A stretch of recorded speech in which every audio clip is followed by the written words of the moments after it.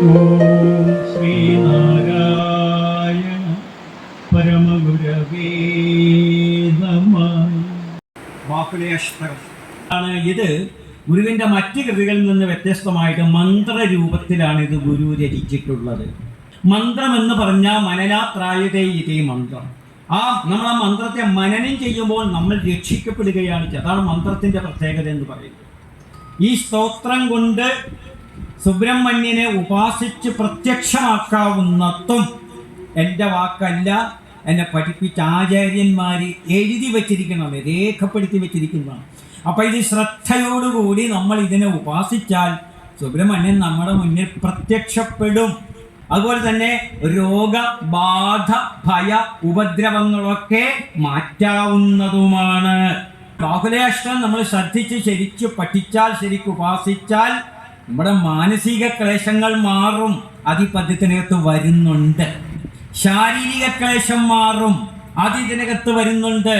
ഭൂതപ്രേതാദികളെ കൊണ്ടുള്ള ഭയം വിട്ടുമാറും, അതും ഈ പദ്യത്തിൽ ഗുരുദേവൻ എഴുതിയിട്ടുണ്ട്. ഗുരുദേവൻ അന്ധവിശ്വാസിയല്ല, ഓർത്തേക്കണം. ഒന്നാമത്തെ പദ്യത്തിലേക്ക് ഞാൻ കടക്കുകയാണ്. ഓം ഓം ഓം ഹോമധൂമ പ്രകടതടജടാകോടി ഭോഗി പ്രപൂരം അം അം അം ആദിതേയ പ്രണതപദയുഗാംഭോരുഹ ശ്രീവിലാസം ഉഗ്രനേത്രത്രയലസിതവപുർജ്യോതിരാനന്തരൂപം ശ്രീം ശ്രീം ശ്രീം ശീഘ്രചിത്തഭ്രമഹരമനിശം ഭാവയേ ബാഹുലേയം. ഞാൻ ബാഹുലേയനെ ഭാവനം ചെയ്യുന്നു. അത് വിശേഷ്യം. എങ്ങനെയുള്ള ബാഹുലേയനെ? ആ വിശേഷണങ്ങളാണ് ഇപ്പം നമ്മൾ വായിച്ചത്. ഓം ഓം ഓം ബീജാക്ഷരങ്ങളെ കുറിച്ച് നമ്മൾ പറഞ്ഞു. ഓം എന്ന ബീജാക്ഷരമായി യോഗികളുടെ അനാഹത ചക്രത്തിൽ മുഴങ്ങിക്കൊണ്ടിരിക്കുന്നവൻ, പ്രപഞ്ചമാകെ ഈ ബീജാക്ഷരമായി ധ്വനിച്ചു കൊണ്ടിരിക്കുന്നവൻ. അങ്ങനെ ഒരുപാട് അർത്ഥങ്ങളുണ്ട്. ഓം എന്ന് പറഞ്ഞു കഴിഞ്ഞാൽ നമ്മുടെ സങ്കല്പമനുസരിച്ച്, വിശ്വാസമനുസരിച്ച് നമുക്ക് ആത്മാവിനെ കാണാൻ പറ്റില്ല, ദൈവത്തെ കാണാൻ പറ്റില്ല, ഈശ്വരനെ കാണാൻ പറ്റില്ല. പക്ഷെ നമുക്ക് ഈശ്വരനെ ഓംകാരത്തിലൂടെ ദർശിക്കാം. അങ്ങനെ ഈശ്വരന്, സർവവ്യാപിയായ പരമാത്മ സ്വരൂപത്തിന് ഒരു രൂപം കിട്ടിയാൽ അത് ഓമാണ്. ഓമിത്തേകാക്ഷരം ബ്രഹ്മ. ബ്രഹ്മത്തെ കുറിക്കുന്ന ഒരേ ഒരു അക്ഷരമാണ്, അത് ഓംകാരമാണ്, വേറെ ഒരു അക്ഷരമില്ല. അപ്പോൾ ഓമെന്ന് കേൾക്കുമ്പോൾ തന്നെ അത് പരമാത്മ സ്വരൂപത്തിൻ്റെ പ്രതീകമാണെന്ന് നമ്മൾ കണ്ടറിഞ്ഞോളൂ. ഉപനിഷത്തിൽ പറയുന്നു തസ്യ വാചകഃ പ്രണവഃ. അവൻ്റെ വാചകം, അവനെ കുറിക്കുന്ന, അവനെന്ന് പറഞ്ഞാൽ ആത്മാവിനെ കുറിക്കുന്ന വാചകമാണ് പ്രണവം. പ്രണവാക്ഷരം ആ ഈശ്വരനെ കുറിക്കുന്ന വാചകമാണ്, ഈശ്വരവാചിയാണ്, ബ്രഹ്മവാചിയാണ് പ്രണവം എന്ന് പറയുന്നത്. സുബ്രഹ്മണ്യ കീർത്തനത്തിൽ തന്നെ, അതിൻ്റെ ആമുഖത്തിൽ തന്നെ ഗുരു ഇടയ്ക്ക് പറയുന്നുണ്ട്. ഓമിതി പ്രണവ പ്രനഷ്ടകലി പ്രദോഷ മനസ്സിൽ നിന്നോ മനപ്പുതുമേനി കണ്ടു കരം കുവിപ്പതിനാശയ. ഓമിതി പ്രണവ പ്രനഷ്ട കരിപ്രദോഷ മനസ്സിൽ. ഓം എന്നു ആ ഒരു പദം, ആ ഒരു അക്ഷരം ജപിക്കുമ്പോൾ തന്നെ മനസ്സിലെ കരിമല ദോഷങ്ങളൊക്കെ നീങ്ങുമെന്നാണ് ഗുരു എഴുതിയിരിക്കുന്നതാണ്. ഓം എന്ന അക്ഷരം ജപിച്ചാൽ മതി, മനസ്സിലെ കരിമല ദോഷങ്ങളൊക്കെ, കാമക്രോധാദി ദോഷങ്ങളൊക്കെ, മാലിന്യങ്ങളൊക്കെ ആ മന്ത്രത്തിൻ്റെ ജപത്തിലൂടെ പോകും. അപ്പോൾ കുറഞ്ഞതൊരു 108 പ്രാവശ്യമെങ്കിലും ഓംകാരമെന്ന് ജപിച്ചാലുള്ള ഫലം എന്തായിരിക്കും? അത് ഗുരുദേവൻ തന്നെ എഴുതി വെച്ചിരിക്കുക. അപ്പോൾ ഓം എന്ന് പറയുന്നത് സാക്ഷാൽ ബ്രഹ്മസ്വരൂപനാണ്. അപ്പോൾ ഇവിടെ വരിയുടെ ആദ്യത്തിൽ ഓംകാരം ഉപയോഗിക്കുമ്പോൾ അതിൻ്റെ അർത്ഥം സാക്ഷാൽ ബ്രഹ്മസ്വരൂപനും എന്നുള്ള അർത്ഥം കൂടി നമ്മൾ എടുത്തോളണം. ഓം ഓം ഓം സാക്ഷാൽ പരമാത്മസ്വരൂപനും. ഹോമധൂമ പ്രകടതടജടാകോടി ഭോഗി പ്രപൂരം. ഹോമധൂമം വിളംബരത്തിലൊക്കെ വരുമ്പോൾ ശാന്തി ഹോമമൊക്കെ നടത്തുമ്പോൾ കണ്ടു കാണും. ചിലപ്പോൾ ഹോമം ഇങ്ങനെ ചുരുളുകളായിട്ട് ഇങ്ങനെ മേലോട്ട് ഉയരും ചിലപ്പോൾ. കാരണം ഒത്തിരിണ്ട ഹോമധൂമം, ഹോമത്തിലെ പുക ഇങ്ങനെ ചുരുളുകളായിട്ട് പോകും. സൂക്ഷിച്ചു നോക്കിയാൽ അതൊരു ജഡയുടെ പ്രതീകമായിട്ട് നമുക്ക് തോന്നാം. ഇവിടെ സുബ്രഹ്മണ്യൻ്റെ ബാഹുലേയൻ്റെ ജഡയുടെ കാര്യം പറയുന്നു. അച്ഛന് ജടയുണ്ട്, ഇവിടെ മകനും ജടയുണ്ട്. അച്ഛനായ ശിവഭഗവാന് എന്തൊക്കെ ഗുണഗണങ്ങളുണ്ടോ അതൊക്കെ ഇവിടെ മകനായ ബാഹുലേയനും ഗുരുദേവൻ പറഞ്ഞിട്ടുണ്ട്. എന്തല്ല അച്ഛൻ പാമ്പിനെ അണിഞ്ഞിട്ടുണ്ട്, മകനും പാമ്പിനെ അണിഞ്ഞിട്ടുണ്ട്. അച്ഛന് 3 കണ്ണുകളുണ്ട്, ഇവിടെ മകനും 3 കണ്ണുകളുണ്ട്. അങ്ങനെ അച്ഛന്റെ ഗുണങ്ങളെല്ലാം ഇവിടെ പറഞ്ഞിട്ടുണ്ട്. അപ്പൊ അച്ഛൻ ജടാധാരിയാണ്. കബർദം എന്നാണ് ശിവന്റെ ജടയുടെ പേര്. ഇവിടെ ശിവന്റെ പുഷ്പാഞ്ജലി മന്ത്രം എഴുതി വെച്ചിട്ടുണ്ടാവും, നിങ്ങളൊന്ന് നോക്കിക്കോ. ഒരു മന്ത്രം കാണാം, ഓം കബർദിനേ നമഃ. അപ്പൊ കബർദം ഉള്ളവന് നമസ്കാരം എന്നാണ് അതിന്റെ അർത്ഥം. കബർദം എന്ന് പറയുന്നത് ശിവന്റെ ജടയാണ്. ഇവിടെ ബാഹുലേയനും അതേപോലെ തന്നെ അച്ഛനെ പോലെ തന്നെ ജടയുണ്ട്. ആ ജട എങ്ങനെയാണ്? ഹോമധൂമ പ്രകടതട ജടയാണ്. ഹോമത്തിൽ നിന്ന് ഉരുണ്ട് ഉയർന്നു വരുന്ന ആ ധൂമത്തെ, കറുത്തിരണ്ട പുകയാണോ എന്ന് തോന്നിപ്പിക്കുന്ന രീതിയിലുള്ള പുക പോലുള്ള കറുത്തിരണ്ട തടജടയാണ്. വലിയ വിസ്തൃതമായ ഉയരമുള്ള ജടയാണ്. എന്താ കാര്യം വിസ്തൃതമായ ജട എന്ന് പറയാൻ കാര്യം? ശിവഭഗവാൻ ഗംഗാ നദിയെ താങ്ങുന്നത്, ഗംഗാ നദി എന്ന് പറയുന്നത് ഗംഗാ സാഗരമാണ്. ഭാരതത്തെ സംബന്ധിച്ചോളം സപ്തസാഗരങ്ങളിൽ ഒന്നാണ് ഗംഗാസാഗരം. ആ ഗംഗാസാഗരത്തെ മുഴുവനുമായിട്ടും തൻ്റെ ഈ കബർദം എന്ന് പറയുന്ന ജടയിൽ ശിവൻ ധരിച്ചു വെക്കുകയാണ്. അപ്പൊ എത്രമാത്രം ബാഹുല്യം അതിനുണ്ടാകണമെന്ന് ആലോചിച്ച് നോക്കണം. അതുപോലെ തന്നെയാണ് മകന്റെ ജടയും.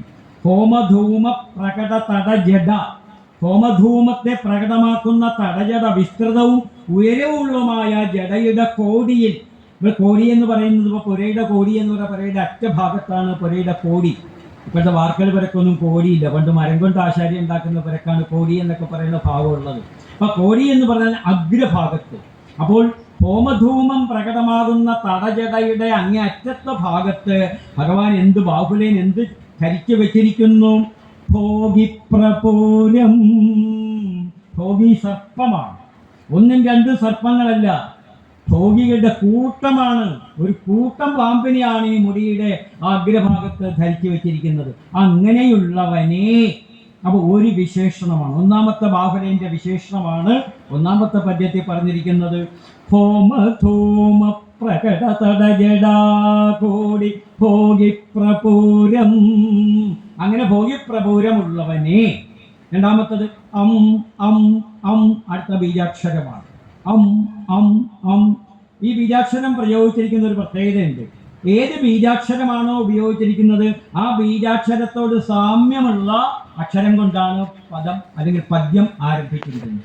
ഇവിടെ എന്നാണ് ബീജാക്ഷരം. അപ്പൊ അടുത്ത വരിയുടെ ആദ്യം എന്താണ്?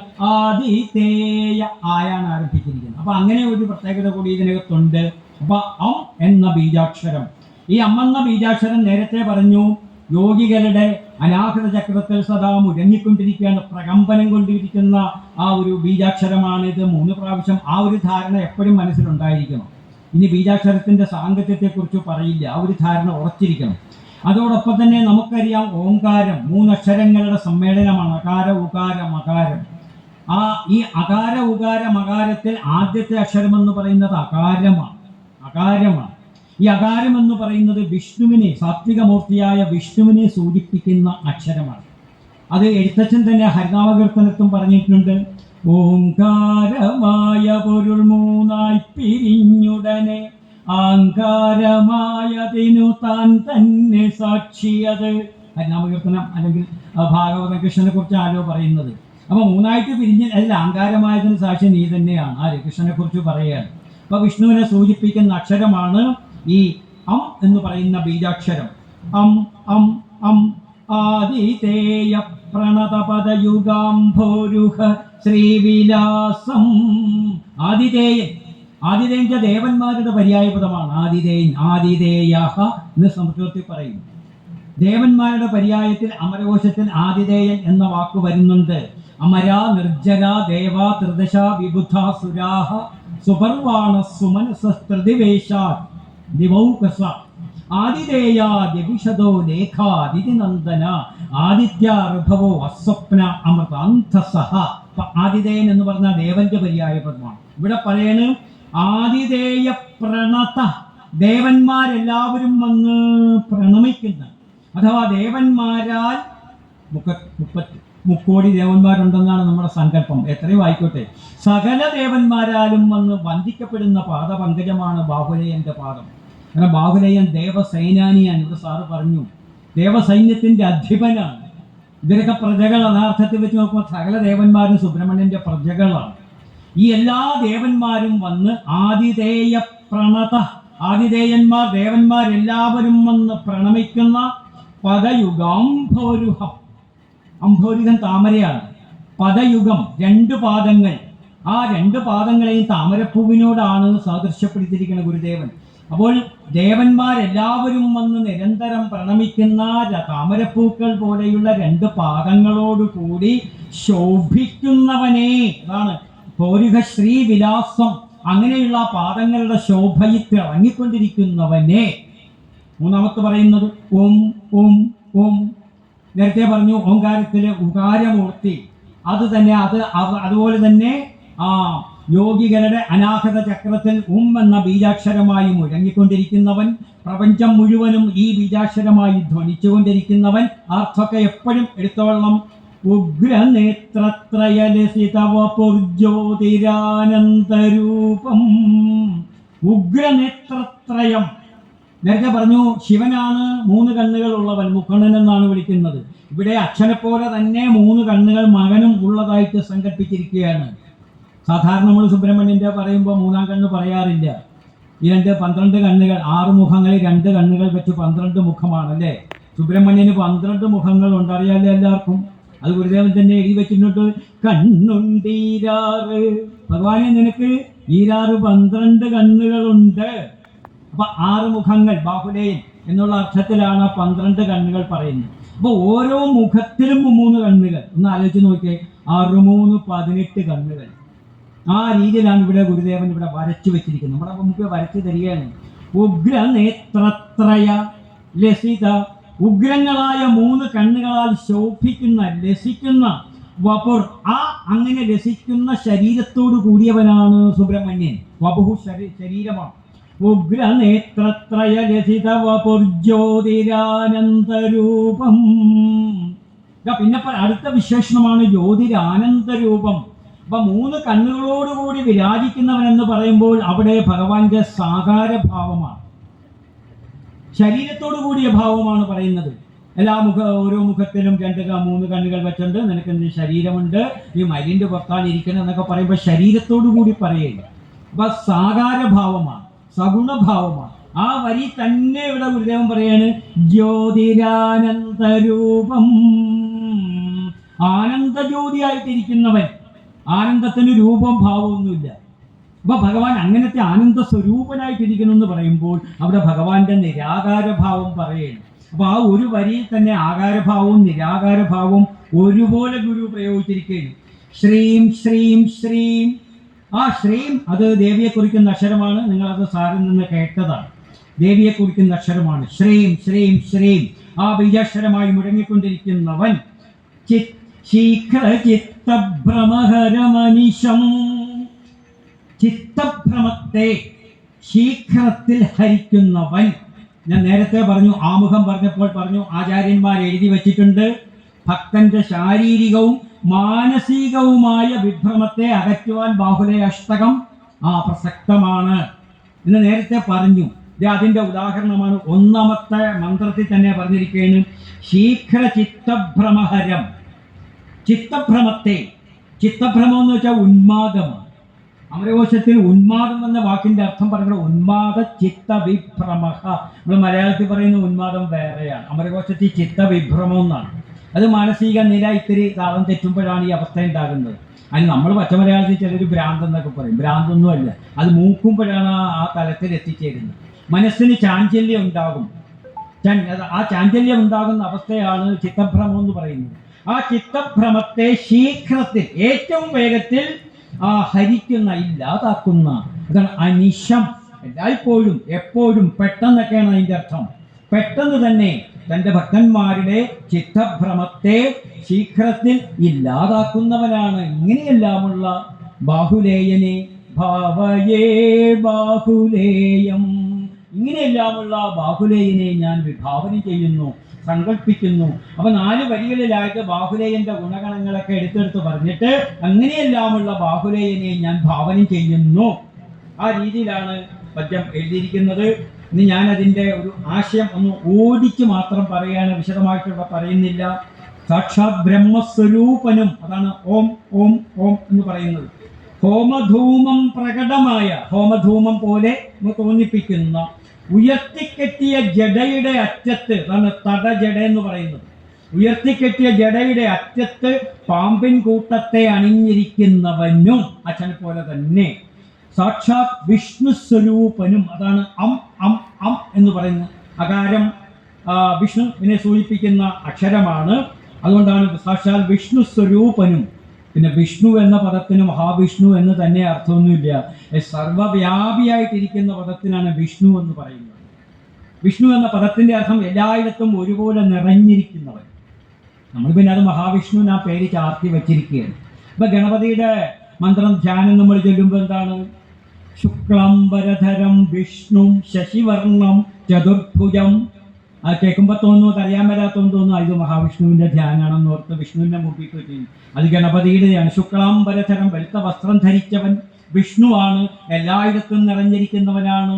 അവിടെ ഗണപതിയെയും എല്ലായിടത്തും നിറഞ്ഞിരിക്കുന്ന പരമാത്മ സ്വരൂപത്തിന്റെ ഭാവത്തിലാണ് വിഷ്ണു എന്ന് വിളിക്കുന്നത്. ഇവിടെ നമുക്ക് സാക്ഷാൽ വിഷ്ണു സ്വരൂപൻ, അല്ലെങ്കിൽ എല്ലായിടത്തും നിറഞ്ഞിരിക്കുന്നത്. ഏതർത്ഥം എടുത്താലും കുഴപ്പമില്ല. അതാണ് അം അം അം എന്ന് പറയുന്നത്. അങ്ങനെ പാമ്പൻ കൂട്ടത്തെ അണിഞ്ഞിരിക്കുന്നവൻ സാക്ഷാത് വിഷ്ണു സ്വരൂപനും ദേവന്മാരാൽ പ്രണമിക്കപ്പെടുന്ന കാലിണയാകുന്ന താമരപ്പൂവിന്റെ ശോഭയാൽ വിലസിക്കുന്നവനും, താമരപ്പൂ പോലെ പരിശോഭിക്കുന്ന ഭഗവാന്റെ പാദങ്ങളിൽ ദേവന്മാരെല്ലാം വന്ന് പ്രണമിക്കുകയാണ്. അങ്ങനെയുള്ള പാദങ്ങളോട് കൂടിയവനും സാക്ഷാൽ ശിവസ്വരൂപനും, അതാണ് ഉം ഉം ഉം എന്ന് വന്നത്.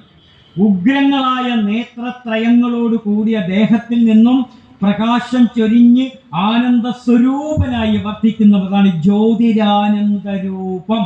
അത് നിരാകാര ഭാവമാണ്. അതിന് രൂപമില്ല, ഭാവമില്ല, മണമില്ല, ഗുണമില്ല, നിറമില്ല, ഒന്നുമില്ല. ആത്മാവിന്റെ ഗുണഗണങ്ങളാണ് ആ പറയുന്നത്.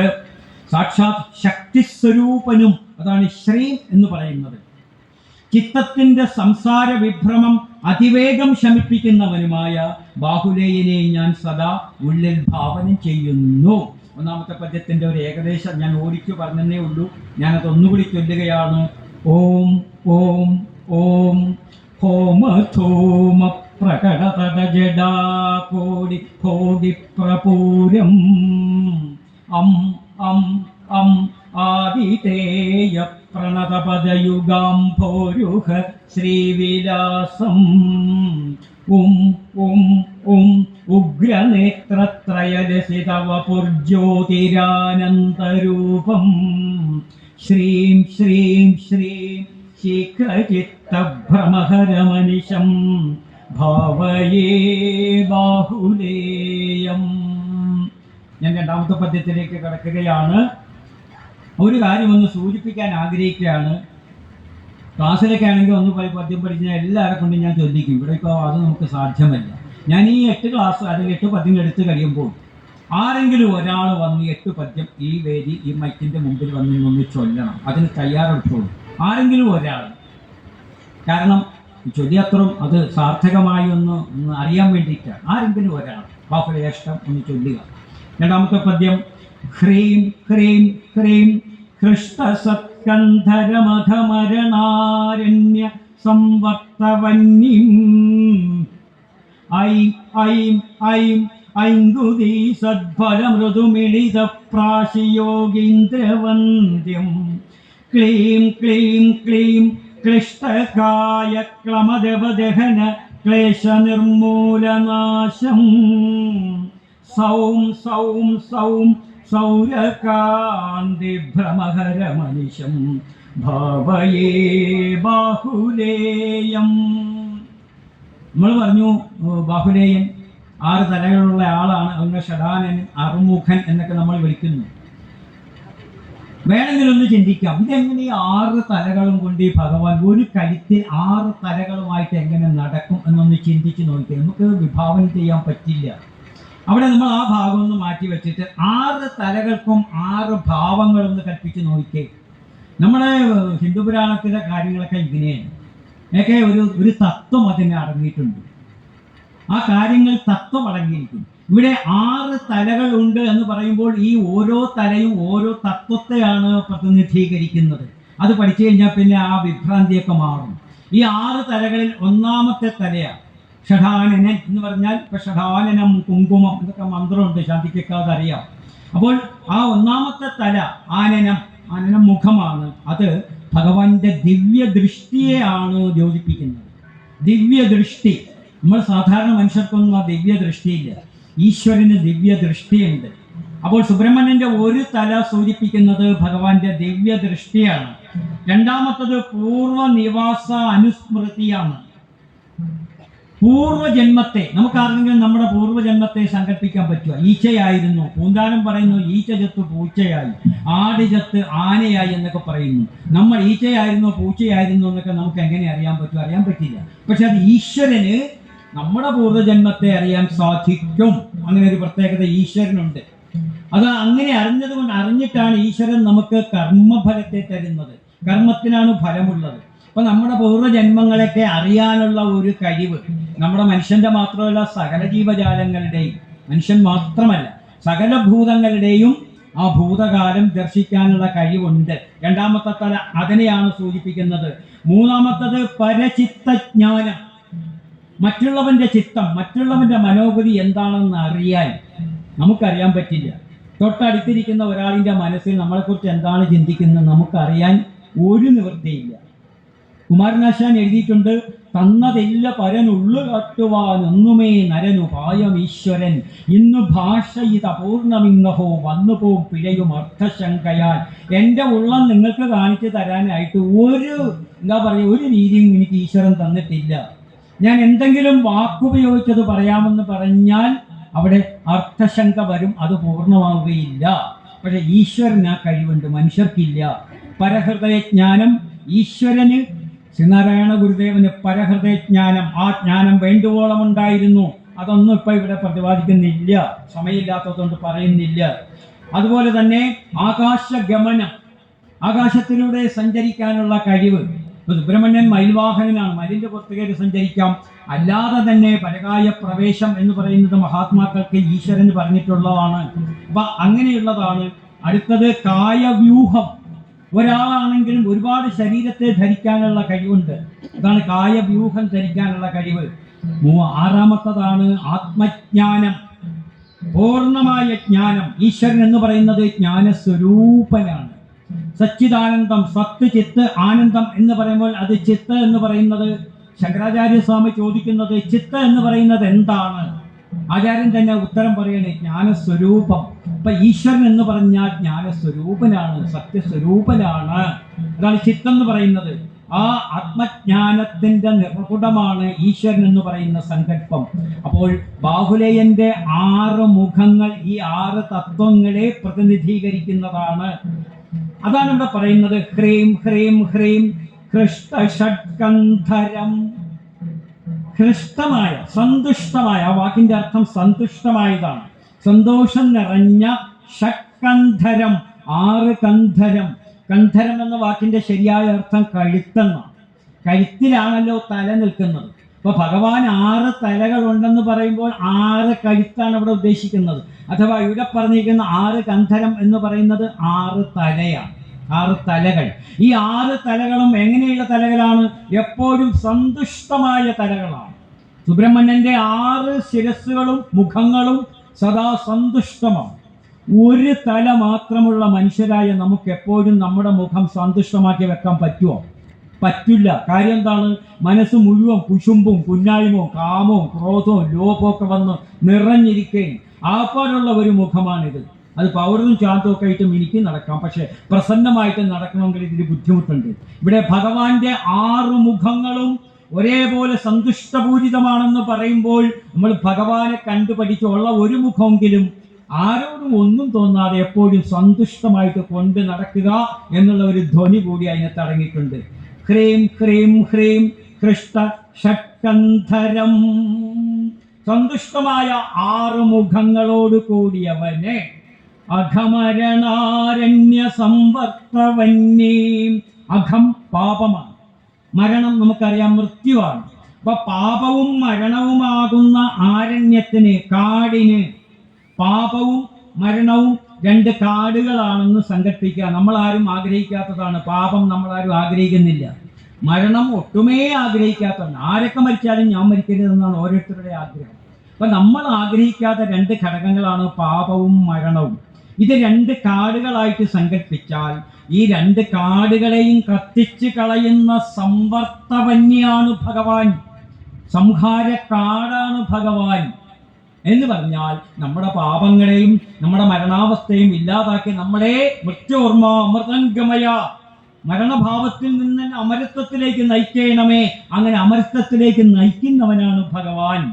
ഹ്രീം ഹ്രീം ഹ്രീം ഹൃഷ്ടഷത്കന്ധരമഘമരണാരണ്യ സംവർത്തവന്യം. ഐം ഐം ഐം. ആ ബീജാക്ഷരത്തിന്റെ പൊരുളും അർത്ഥമൊക്കെ ഇവിടെ സാറ് ശരിക്കും പറഞ്ഞതാണ്, ഞാൻ അതിലേക്ക് കടക്കുന്നില്ല. ഈ ബീജാക്ഷരമായി അനാഹത ചത്രത്തിൽ സഹ മിഴങ്ങിക്കൊണ്ടിരിക്കുന്നവനും പ്രപഞ്ചമാകെ ഈ ബീജാക്ഷരമായി ധ്വനിച്ചുകൊണ്ടിരിക്കുന്നവനും ഐങ്കുദീ സത്ഫലമൃദുമിളിത പ്രാശിയോഗീന്ദ്രവന്ദ്യം. ഇതാ ഭഗവാനെ എല്ലാ യോഗീന്ദ്രന്മാരും വന്ന് വന്ദിക്കുകയാണ്. യോഗീശ്വരന്മാരെന്ന് പറഞ്ഞാൽ സത്യസാക്ഷാത്കാരം കൈവരിച്ചവരാണ്. തപസ്സിലൂടെ യോഗാനുഷ്ഠാനത്തിലൂടെയൊക്കെ സത്യസാക്ഷാത്കാരം കൈവരിച്ചവരാണ് യോഗീന്ദ്രന്മാർ. ആ യോഗീന്ദ്രന്മാർ പോലും വന്ന് ഭഗവാനെ വന്ദിക്കുകയാണ് വെച്ചാൽ ഭഗവാൻ ആരാണെന്ന് ആലോചിച്ച് നോക്കിയേ. ഇനി ഈ യോഗീശ്വരന്മാരുടെ ഗുണമാണ് ആ പദ്യത്തിന്റെ അവരിൽ ആദ്യം പറയുന്നത്.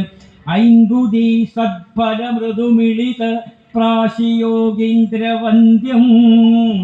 ഐങ്കുദി, ഐങ്കുദി എന്ന് പറഞ്ഞാൽ ഇങ്കുദി മരത്തിന്റെ കായാണ്. ഇങ്കുദി മരം എന്ന് പറഞ്ഞാൽ ഓടക്കായ മരം എന്ന് പറയും. പണ്ടൊക്കെ ഓടമരം എന്നൊരു മരം ഉണ്ടായിരുന്നു, ഓടത്തിങ്കായ എന്ന് പറയും. അതിന്റെ കായാണ് ഓടത്തിങ്കായ. ഈ ഓടത്തിങ്കായുടെ ആ പഴുത്ത് കഴിയുമ്പോൾ അതിന്റെ പുറമേയില്ല ആ ഫ്ലഷ് ഭാഗമൊക്കെ മാറ്റിക്കഴിഞ്ഞാൽ ഏതാണ്ടൊരു വലിയ ബദാമിന്റെ രൂപത്തിലുള്ള ഒരു കുരു കിട്ടും.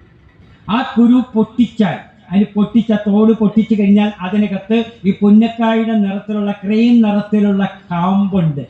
ആ കാമ്പെന്ന് പറയുന്നത് ശക്തിയും ബലവും നൽകാൻ ഏറ്റവും ഉത്തമമായ സാധനമാണ്. എൻ്റെ വീട് ചേർത്തല തൊറൂരാണെന്ന് പലർക്കും അറിയാം. എൻ്റെ വീടിൻ്റെ വാതിക്കൽ ഈ ഓടത്തു മരം ഉണ്ടായിരുന്നു, ഈ മരം. പക്ഷെ ഈ കായുടെ ഫലം അന്ന് അറിയാൻ പാടില്ല, ആരും പറഞ്ഞു തന്നില്ല. സത്യത്തിൽ ബാഹുലയ അഷ്ടകവും എഴുത്തച്ഛൻ്റെ അധ്യാത്മരാമായണവും വായിച്ച് പഠിച്ചപ്പോഴാണ് ഈ ഓടത്തിൻകായുടെ ഗുണം ഞാൻ പഠിച്ചത്. അതുവരെ എനിക്ക് അറിയില്ലായിരുന്നു. ഈ കായ, ഓടത്തിൻകായ, ഇപ്പം നമുക്ക് പറയാം ഇപ്പം ആ മരം വെട്ടിപ്പോയി കേട്ടോ, ആരും എങ്ങനെയോ വെട്ടിപ്പോയി, നല്ല ഓർമ്മ വന്നപ്പോൾ. പണ്ട് ഞങ്ങൾ എന്ത് ചെയ്യും, പിള്ളേർ ഈ കായ കിട്ടുമ്പോൾ അതിൻ്റെ ഈ അറ്റം പൊട്ടിക്കും, ബദാം പോലെ വലിയ അതിൻ്റെ അറ്റം പൊട്ടിച്ച് കളഞ്ഞ് കമ്പി കൊണ്ട് ഇതിനകത്തെ കായ കുത്തിക്കളയും. ആ കായാണ് ഏറ്റവും, കാമ്പാണ് ഏറ്റവും ഫലമുള്ള സാധനം. അത് കുത്തിക്കളഞ്ഞേച്ചും ഈ കണ്ടക്ടർ ബെല്ലടിക്കും പോലെ പി പി വിളിച്ച് നടക്കും. പി പി പി എന്ന അറ്റത്തിങ്ങനെ വിളിക്കുക. അത്രേ അറിയാവുള്ളായിരുന്നു. ഇത് പഠിച്ചപ്പോഴാണ് ഓടത്തിൻ ഗുരുവിൻ്റെ മാഹാത്മ്യം അറിയുന്നത്. ഈ വനത്തിൽ താമസിക്കുന്ന യോഗീശ്വരന്മാർക്ക് അവിടെ മറ്റു ഭക്ഷണങ്ങൾ അപൂർവമായിട്ടേ കിട്ടുകയുള്ളൂ. അപ്പൊ അവർക്ക് ആത്മബലം കിട്ടാനായിട്ട് അവർ ഉപയോഗിക്കുന്നതാണ് ഓടത്തിൻ കായയുടെ ഈ കാമ്പെടുത്ത് ഉരുക്കും. ആ ഉരുക്കി അതിനകത്ത് മറ്റു ഭക്ഷണങ്ങൾ ചേർത്ത് കഴിക്കും. അപ്പോൾ അവർക്ക് നമ്മളെ പോലെ വയറ് നിറച്ച് കഴിക്കണ്ട, അവർക്ക് ശരീരം പിടിച്ചു നിൽക്കാനുള്ള ബലം കിട്ടും. ഇതാണ് ഐങ്കുദീ സദ്ഫലം. ഏറ്റവും നല്ല ഫലമാണ്, നല്ല പഴമാണ്, നല്ല കായാണ് അതിൻ്റെത്. അപ്പോൾ ഐങ്കുദീ സദ്ഫലം ഋതുമിളിതം. ആ കാമ്പ് കുത്തി അത് വെയിലത്തോ അത് ഇലയിലോ ഒക്കെ വെച്ച് അത് ഉരുക്കി വരുമ്പോൾ നെയ്യൊരുകുന്നത് പോലെ വരും. ആ നെയ്യൊരുകുന്നത് പോലെ വരുന്ന ആ ഇങ്കുദീ ഫലത്തിന്റെ ആ കായ അത് കഴിക്കുന്ന യോഗീശ്വരന്മാരുടെ ക്വാളിറ്റിയാണ് അവിടെ പറയുന്നത്. അവർ പിടിച്ച് അവർക്ക് ബലം കിട്ടുന്നത്, ആത്മബലം കൊടുക്കുന്നത് ഈ കായയാണ്. ഈ കായ ഉരുക്കി, അതാണ് ഫലമൃദുമിളിതം. അത് ഉരുക്കിയെടുത്ത് വരുമ്പോൾ അതിനകത്ത് മറ്റ് സാധനങ്ങളൊക്കെ ചേർത്ത് അവരത് കഴിക്കും. അങ്ങനെ കഴിക്കുമ്പോഴാണ് അവർക്ക് നേരെ നിൽക്കാനുള്ളത്. നമ്മളെപ്പോലെ വയറു നിറച്ച ആഹാരം യോഗികൾക്ക് വേണ്ട, കാട്ടി ചിലപ്പോൾ കിട്ടുകയുമില്ല. അങ്ങനെ ആ ഓടത്തിൻ ഗുരു കഴിച്ച് ജീവിക്കുന്ന യോഗീശ്വരന്മാർ പോലും വന്ന് ഭഗവാന്റെ പാദങ്ങളിൽ പൂജിക്കുകയാണ്, വന്ദിക്കുകയാണ്. അപ്പൊ ഭഗവാൻ ആരാണെന്നൊന്ന് ആലോചിച്ച് നോക്കി, അവരെക്കാള മഹത്വമാണ്. അതുപോലെ തന്നെ നമുക്കറിയാം അധ്യാത്മരാമായണം, എഴുത്തച്ഛൻ്റെ അധ്യാത്മരാമായണം, സാറിൻ്റെ ഒക്കെ മുമ്പിൽ അത് പറയാൻ എത്രത്തോളം ഫലിപ്പിക്കാൻ പറ്റുമെന്ന് എനിക്കറിയില്ല, എങ്കിലും ഞാനത് പറയാതിരിക്കാൻ പറ്റിയില്ല. അധ്യാത്മരാമായണത്തിൽ നമുക്കറിയാം രാമനെയും സീതനെയും ലക്ഷ്മണനെയൊക്കെ കാട്ടിൽ പോകും. അവരെങ്ങനെ നടന്ന് വസിഷ്ഠാശ്രമത്തിൽ ചെല്ലും. ഈ വസിഷ്ഠാശ്രമത്തിൽ ചെന്ന് അങ്ങനെ അവിടെ കഴിയുമ്പോഴാണ് ഈ ഭരതനും അമ്മമാരും ഇവരൊക്കെ സൈന്യമൊക്കെ കൂടി ഇദ്ദേഹത്തെ രാമനെ കൂട്ടിക്കൊണ്ടു പോകാനായിട്ട് വരികയാണ്. രാമൻ പോകുന്നില്ല, രാമനെ കൂട്ടിക്കൊണ്ടുപോയി രാജ്യഭാരം ജ്യേഷ്ഠന് കൊടുക്കാനായിട്ട് വരികയാണ്. അങ്ങനെ വരുമ്പോഴാണ് ഭരതൻ അച്ഛൻ മരിച്ചുപോയ ദശരഥ രാജാവും മരിച്ച കാര്യം ജ്യേഷ്ഠനോട് പറയുന്നത്. അത് കേൾക്കുമ്പോൾ സാധാരണ ഒരു മനുഷ്യൻ ഉണ്ടാകുന്നത് പോലെ മനുഷ്യാവതാരമാണ്. അപ്പൊ മനുഷ്യൻ്റെതായ എല്ലാ വികാരവും രാമൻ കാണിച്ചിട്ടുണ്ട്. ആ സാധാരണ ഒരു മനുഷ്യന് വന്നതുപോലെ മോഹാലസ്യമൊക്കെ രാമനും വരുന്നുണ്ട്. പെട്ടെന്ന് നമ്മുടെ അച്ഛൻ അമ്മയൊക്കെ മരിച്ചെന്ന് കേട്ടപ്പോൾ നമുക്ക് വരും. രാമനും അത് വരുന്നുണ്ട്. ആ രാമൻ മോഹാലസ്യമൊക്കെ മാറി പിന്നെ ചെയ്യേണ്ടത് എന്താണ്? മൂത്ത മകനാണ് രാമൻ, ദശരഥന്റെ മൂത്ത മകനാണ്. അപ്പൊ മൂത്ത മകന് അച്ഛന്റെ പിണ്ടക്രിയ ചെയ്യാനുള്ള ബാധ്യതയുണ്ട്. ഇത് കാട്ടിലാണ്. കാട്ടിൽ വെച്ച് എങ്ങനെ പിണ്ടക്രിയ ചെയ്യും? അതിന് അധ്യാത്മരാമായണത്തെ പ്രമാണം പറഞ്ഞിരിക്കുന്നത്, എവിടെ വെച്ചാണോ ഈ വാർത്ത അറിയുന്നത് അവിടെ എന്താണോ കിട്ടുന്നത് അതുപയോഗിച്ച് ശ്രാദ്ധക്രിയ ചെയ്യണമെന്നാണ് പറഞ്ഞിരിക്കുന്നത്. ഇപ്പൊ വിദേശത്ത് പോവുകയാണ്, നമ്മളെപ്പോലെ ഇവിടെ എള്ളും അരിയൊക്കെ കുഴച്ച് ചേർത്ത് കൃച്ചറും അതുമൊക്കെ തുളസിയും പുഷ്പവും ചിലപ്പോൾ കിട്ടിയെന്ന് വരില്ല. അവിടെ എന്താണോ ഇയാൾക്ക് കഴിക്കാൻ കിട്ടുന്നത് അതുപയോഗിച്ച് പിണ്ടക്രിയ ചെയ്യണം. അതല്ലേ വഴിയുള്ളൂ. അപ്പൊ ശ്രീരാമൻ എന്ത് ചെയ്ത്? ഈ ഇങ്കുതി ഫലത്തിന്റെ കായ അത് കാമ്പുരുക്കിയെടുത്ത് അതിനകത്ത് തേൻ ചേർത്ത് മധുസഹിതം എന്നാണ് എഴുത്തച്ഛൻ പറഞ്ഞിരിക്കുന്നത്. മറ്റു സാധനങ്ങളൊക്കെ ചേർത്ത് കുഴച്ചാണ് ഇതം പിണ്ടം ദദാമ്യഹം എന്ന മന്ത്രമൊക്കെ ശാന്തിമാർക്കേ അറിയാവുള്ളൂ. ഞാൻ പഠിച്ചിട്ടുണ്ട്, എന്നാലത് പറയണില്ല. ഈ പിണ്ടക്രിയ ചെയ്യുന്നത് അങ്ങനെയാണ്. അപ്പൊ അവിടെയും ഈ ഇങ്കുതി ഫലത്തിന്റെ കാര്യം പറയുന്നുണ്ട്. പിണ്ടം മധുസഹിതേം എന്നാണ് എഴുത്തച്ഛൻ പറഞ്ഞിരിക്കുന്നത്. തേൻ ചേർത്ത്, കാട്ടിലെ തേൻ സുലഭമായിട്ട് കിട്ടുമല്ലോ. ഇങ്കുതി സത്ഫല പിന്യാക നിർമ്മാണം കൊണ്ട്, അപ്പൊ ഈ കായ ഉരുക്കിയെടുത്ത് അത് ചേർത്ത് അതിന്റെ തേനൊക്കെ ചേർത്തുകൊണ്ടാണ് രാമൻ അച്ഛന് അവിടെ തർപ്പണം ചെയ്യുന്നത്, ബലിയിടുന്നത്. യാതൊരന്നം താൻ ഭുജിക്കുന്നതും അത് സാദരം നൽക പിതൃക്കൾക്കുമെന്നല്ലോ. താൻ എന്താണോ അവിടെ കഴിക്കുന്നത് അതുപയോഗിച്ച് പിതൃക്കൾക്ക് അവിടെ വെച്ച്, കാരണം വീട്ടിലല്ല, രാമൻ കാട്ടിലാണ്. അപ്പൊ കാട്ടിൽ എന്ത് കിട്ടുമോ അതുപയോഗിച്ച്, അവിടെ തേനും അതുമൊക്കെ കാട്ടിൽ കിട്ടും. ഈ പറഞ്ഞ ഓർത്തിങ്കായുടെ കമ്പും ഒക്കെ ഉരുക്കിയെടുത്ത് അത് വീട്ടിലാണ് രാമൻ. അപ്പൊ അങ്ങനെ അധ്യാത്മരാമായണത്തിലും ഈ ഇങ്കുതി മരത്തിന്റെ കാര്യം പറയുന്നുണ്ട്. ബാഹുലേ അഷ്ടകത്തിൽ ഗുരുദേവനും പറഞ്ഞു തന്നിട്ടുണ്ട്. ഇത് രണ്ടിൽ നിന്നുമാണ് ഞാൻ എൻ്റെ വീട്ടിലുണ്ടായ മരത്തിന്റെ മാഹാത്മ്യം. ആ മരം വെട്ടിപ്പോയി, ആർക്കും അറിയാൻ പാടില്ല. എങ്കിൽ ഇന്ന് അതിന്റെ വില എന്താണെന്ന് ആലോചിച്ച് നോക്കിയേ. മരം ചന്ദനമരം പോലെ കള്ളന്മാര് വെട്ടിക്കൊണ്ട് പോയേനെ. അത്രക്ക് മൂല്യമുള്ള സാധനമാണ്. സത്ഫല മൃദുമിളിത പ്രാശിയോഗീന്ദ്രവന്ദ്യം. അങ്ങനെയുള്ള യോഗിമാരാൽ വന്ദിക്കപ്പെടുന്നവനും ക്ലീം ക്ലീം ക്ലീം ക്ലീം എന്ന ബീജാക്ഷരത്തിന്റെ നിഷ്പത്തി, അതിന്റെ അർത്ഥം ആശയം സാറ് പറഞ്ഞതാണ്. പിന്നെ അത് ദേവിയുടെ ബീജാക്ഷരമായിട്ട് കൂടി നമുക്ക് കേൾക്കാം. കാമദേവന്റെ സമ്മോഹനത്തിന്റെ ബീജാക്ഷരമായിട്ടും ഒക്കെ നമുക്ക് പലതരത്തിൽ ക്ലീം എന്ന ബീജാക്ഷരത്തെ നമുക്ക് വ്യാഖ്യാനിക്കാം. ആ ബീജാക്ഷരമായ യോഗികളുടെ അനാഹത ചക്രത്തിൽ സദാ മുഴങ്ങിക്കൊണ്ടിരിക്കുന്നവനും ക്ലിഷ്ടകായ ക്രമദേവദഹന ക്ലേശ നിർമൂലനാശം. ഞാൻ ആദ്യമേ പറഞ്ഞു, ആചാര്യന്മാർ എഴുതി വെച്ചിട്ടുണ്ടോ, മാനസികവും ശാരീരികവുമായ ക്ലേശത്തെ മാറ്റാൻ ബാഹുലേയ അഷ്ടകം പര്യാപ്തമാണ്. അതിൽ മാനസിക വിഷമത്തെ മാറ്റുന്ന കാര്യം ഒന്നാമത്തെ പദ്യത്തിൽ നമ്മൾ പറഞ്ഞു. ഇവിടെ ഈ വരിയിൽ പറയുന്നത് ശരീരക്ലേശത്തെ മാറ്റുന്നവനാണ് ബാഹുലേയൻ. അതാണ് ക്ലിഷ്ടകായം. ക്ലേശിക്കുന്ന ശരീരം, രോഗം മുതലായ കാരണങ്ങളാൽ ശരീരം ക്ലേശിക്കും. ആ ക്ലിഷ്ടകായ ക്ലമം ഇതാണ്, ക്ഷീണമാണ്.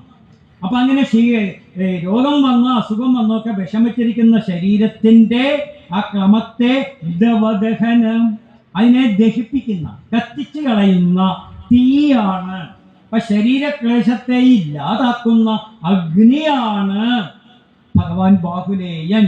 ക്ലേശ നിർമൂലനാശം, അതിലൂടെ ആ ക്ലേശത്തിന്റെ, ശാരീരിക ക്ലേശത്തെ നിർമൂലനാശം, വേരോടെ നശിപ്പിക്കുന്നവനും സൗം സൗം സൗം സൗം എന്ന ബീജാക്ഷരമായി മുഴങ്ങിക്കൊണ്ടിരിക്കുന്നവനും സൗം സൗം സൗം സൗരകാന്തി ഭ്രമഹരമനിശം. സൗരകാന്തി സൂര്യശോഭയാണ്, സൂര്യരശ്മിയാണ്. നമുക്ക് സൂര്യരശ്മി ചിലപ്പോൾ നമുക്ക് ഭ്രമത്തെ ഉണ്ടാക്കും.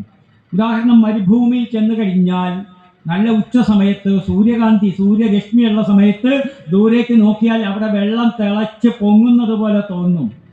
വാസ്തവത്തിൽ അവിടെ വെള്ളമില്ല. പാത്രമായിട്ട് വെള്ളം എടുക്കാമെന്ന് പറഞ്ഞു കഴിഞ്ഞാൽ അവിടെ വെള്ളമില്ല. പിന്നെ അത്രയും ദൂരത്തിലായിരിക്കും വെള്ളമുണ്ടെന്ന് തോന്നുന്നത്. ആ തോന്നൽ ഉണ്ടാകുന്നത് എന്തുകൊണ്ടാണ്? സൗരകാന്തി കൊണ്ടാണ്. സൂര്യരശ്മിയാണ് നമ്മളെ അങ്ങനെ ഭ്രമിപ്പിക്കുന്നത്. അത് മായാഭ്രമം എന്നുകൂടി അതിനെ പറയാം. മായയാണ്. ഇല്ലാത്തത് ഉള്ളതാക്കി നമുക്ക് തോന്നിപ്പിക്കുന്നത് മായയാണ്. ഇവിടെ ഇല്ലാത്ത വെള്ളം ഉണ്ട് എന്ന് തോന്നിപ്പിക്കുന്നത് സൗരകാന്തിയാണ്.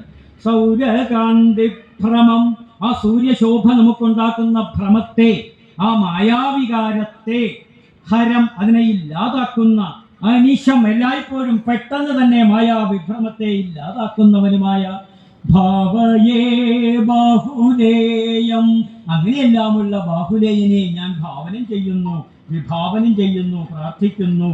അതിൻ്റെ സാരം ഓടിച്ചൊന്ന് പറയുകയാണ്. സന്തുഷ്ടമായ 6 മുഖങ്ങളോട് കൂടിയവനും പാപം ചെയ്ത് ജനിച്ചു മരിക്കുന്ന സംസാരക്കാടിന് പ്രളയാഗ്നിയായിട്ടുള്ളവനും ഐ ഐ ഐ എന്ന് മുഴങ്ങുന്നവനും ഓടക്കായുടെ സത്ത് ചേർത്ത ആഹാരം ഭക്ഷിക്കുന്ന യോഗീന്ദ്രന്മാരാൽ വന്ദിക്കപ്പെടുന്നവനും ക്ലീം ക്ലീം ക്ലീം എന്ന ബീജാക്ഷരമായി മുഴങ്ങുന്നവനും ശരീരക്ലേശത്തിന് കാട്ടുതീയായുള്ളവനും, ശരീരക്ലേശത്തെ ഇല്ലാതാക്കുന്നവനെന്നാണ് അതിൻ്റെ അർത്ഥം. സംസാരക്ലേശത്തെ ഉന്മൂലനം ചെയ്യുന്നവനും സൗ സൗ സൗ എന്ന് മുഴങ്ങുന്നവനും സംസാരമെന്ന മരുമരീചികാഭ്രമത്തെ, അതാണ് ഈ സൂര്യരശ്മി ഇല്ലാത്ത വെള്ളം ഉണ്ടാക്കി കാണിക്കുന്നത് പോലെ വാസ്തവത്തിൽ ഇല്ലാത്തതായ സംസാരം അല്ലെങ്കിൽ ലോകം ഉള്ളതായിട്ട് നമുക്ക് തോന്നി ഭ്രമിക്കുകയാണ്. ആ ഭ്രമത്തെ ഇല്ലാതാക്കി നമുക്ക് സത്യസ്വരൂപത്തെ സാക്ഷാത്കരിപ്പിക്കുന്നവനുമാണ് ഭഗവാൻ. ഇതാണ് ഇപ്പൊ പദ്യം ഇനി ചൊല്ലി സമയം കളയുന്നില്ല. ലാസ്റ്റ് ഏതെങ്കിലും ഒരാൾ ചൊല്ലും. 3ാമത്തെ പദ്യം. ശം ശം ശം ശബ്ദരൂപം ശശിധരമമലം ശങ്കരം സാംബമൂർത്തിം ശിം ശിം ശിം ശിഷ്ഠവന്ദ്യം ശിഖരി നിലയനം ശിക്ഷിതാനേകലോകം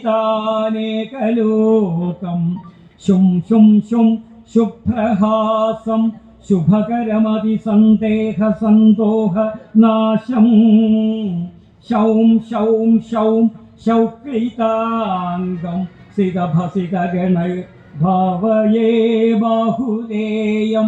ശം ശം ശം ആ ബീജാക്ഷരമായി മുഴങ്ങിക്കൊണ്ടിരിക്കുന്നവനും ശബ്ദരൂപം, ശബ്ദരൂപനാണ്, നാദസ്വരൂപനാണ്. പ്രപഞ്ചത്തിന്റെ സൃഷ്ടിയിൽ ആദിമമായി ആ സംജാതമായത് ശബ്ദമാണ്, നാദമാണ്.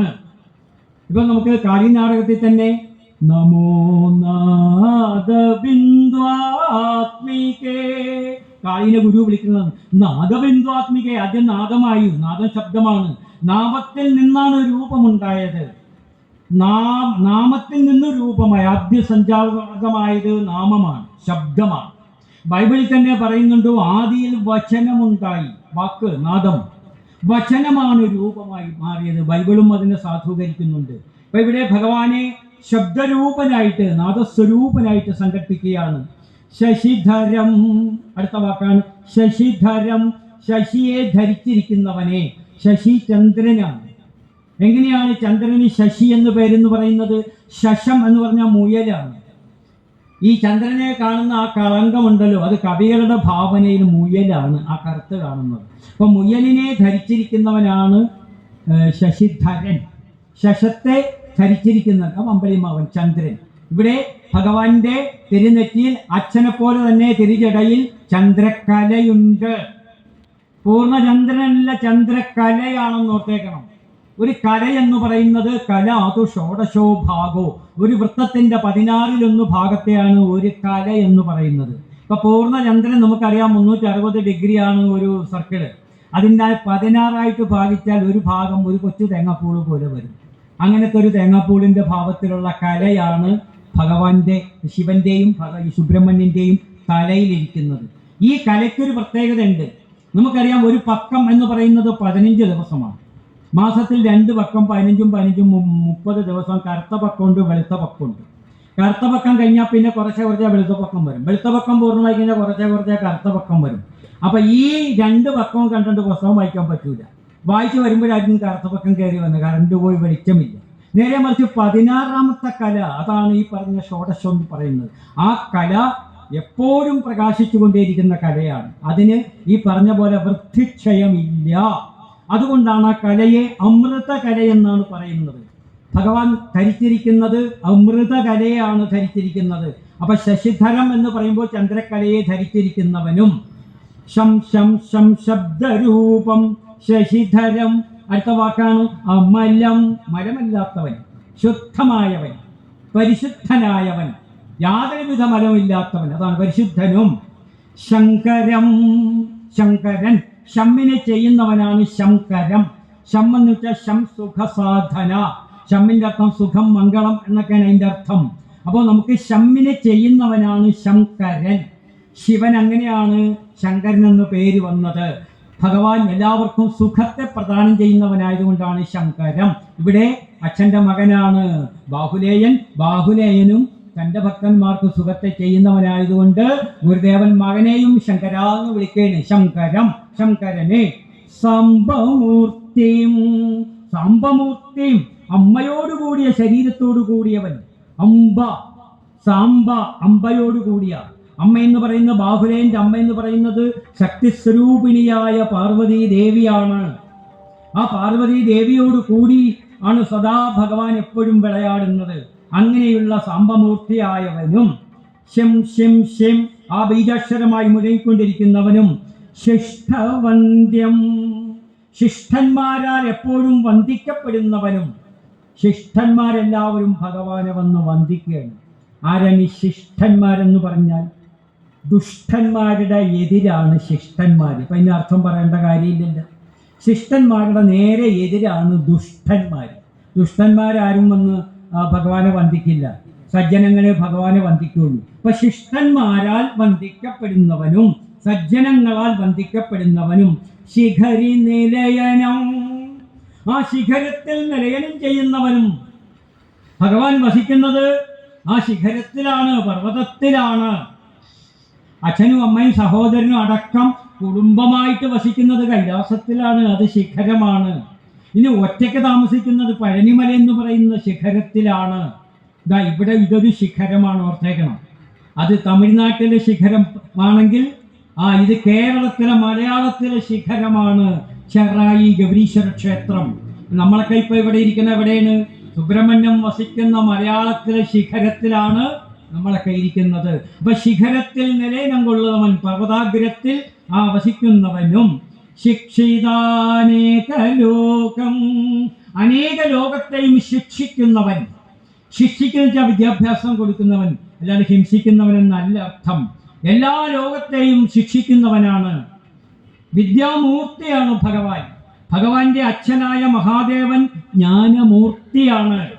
അതുകൊണ്ടാണ് ശിവനെ കുറിച്ച് പറയുമ്പോൾ ജ്ഞാനമിച്ഛേൻ മഹേശ്വരാത് എന്ന് പ്രമാണമുണ്ട്. ജ്ഞാനത്തെ ആഗ്രഹിക്കുന്നവർ അത് മഹേശ്വരനെ ഭജിച്ചിട്ട് മേടിക്കണം. ശിവനെ ഭജിച്ചാലേ ജ്ഞാനം കിട്ടുകയുള്ളൂ.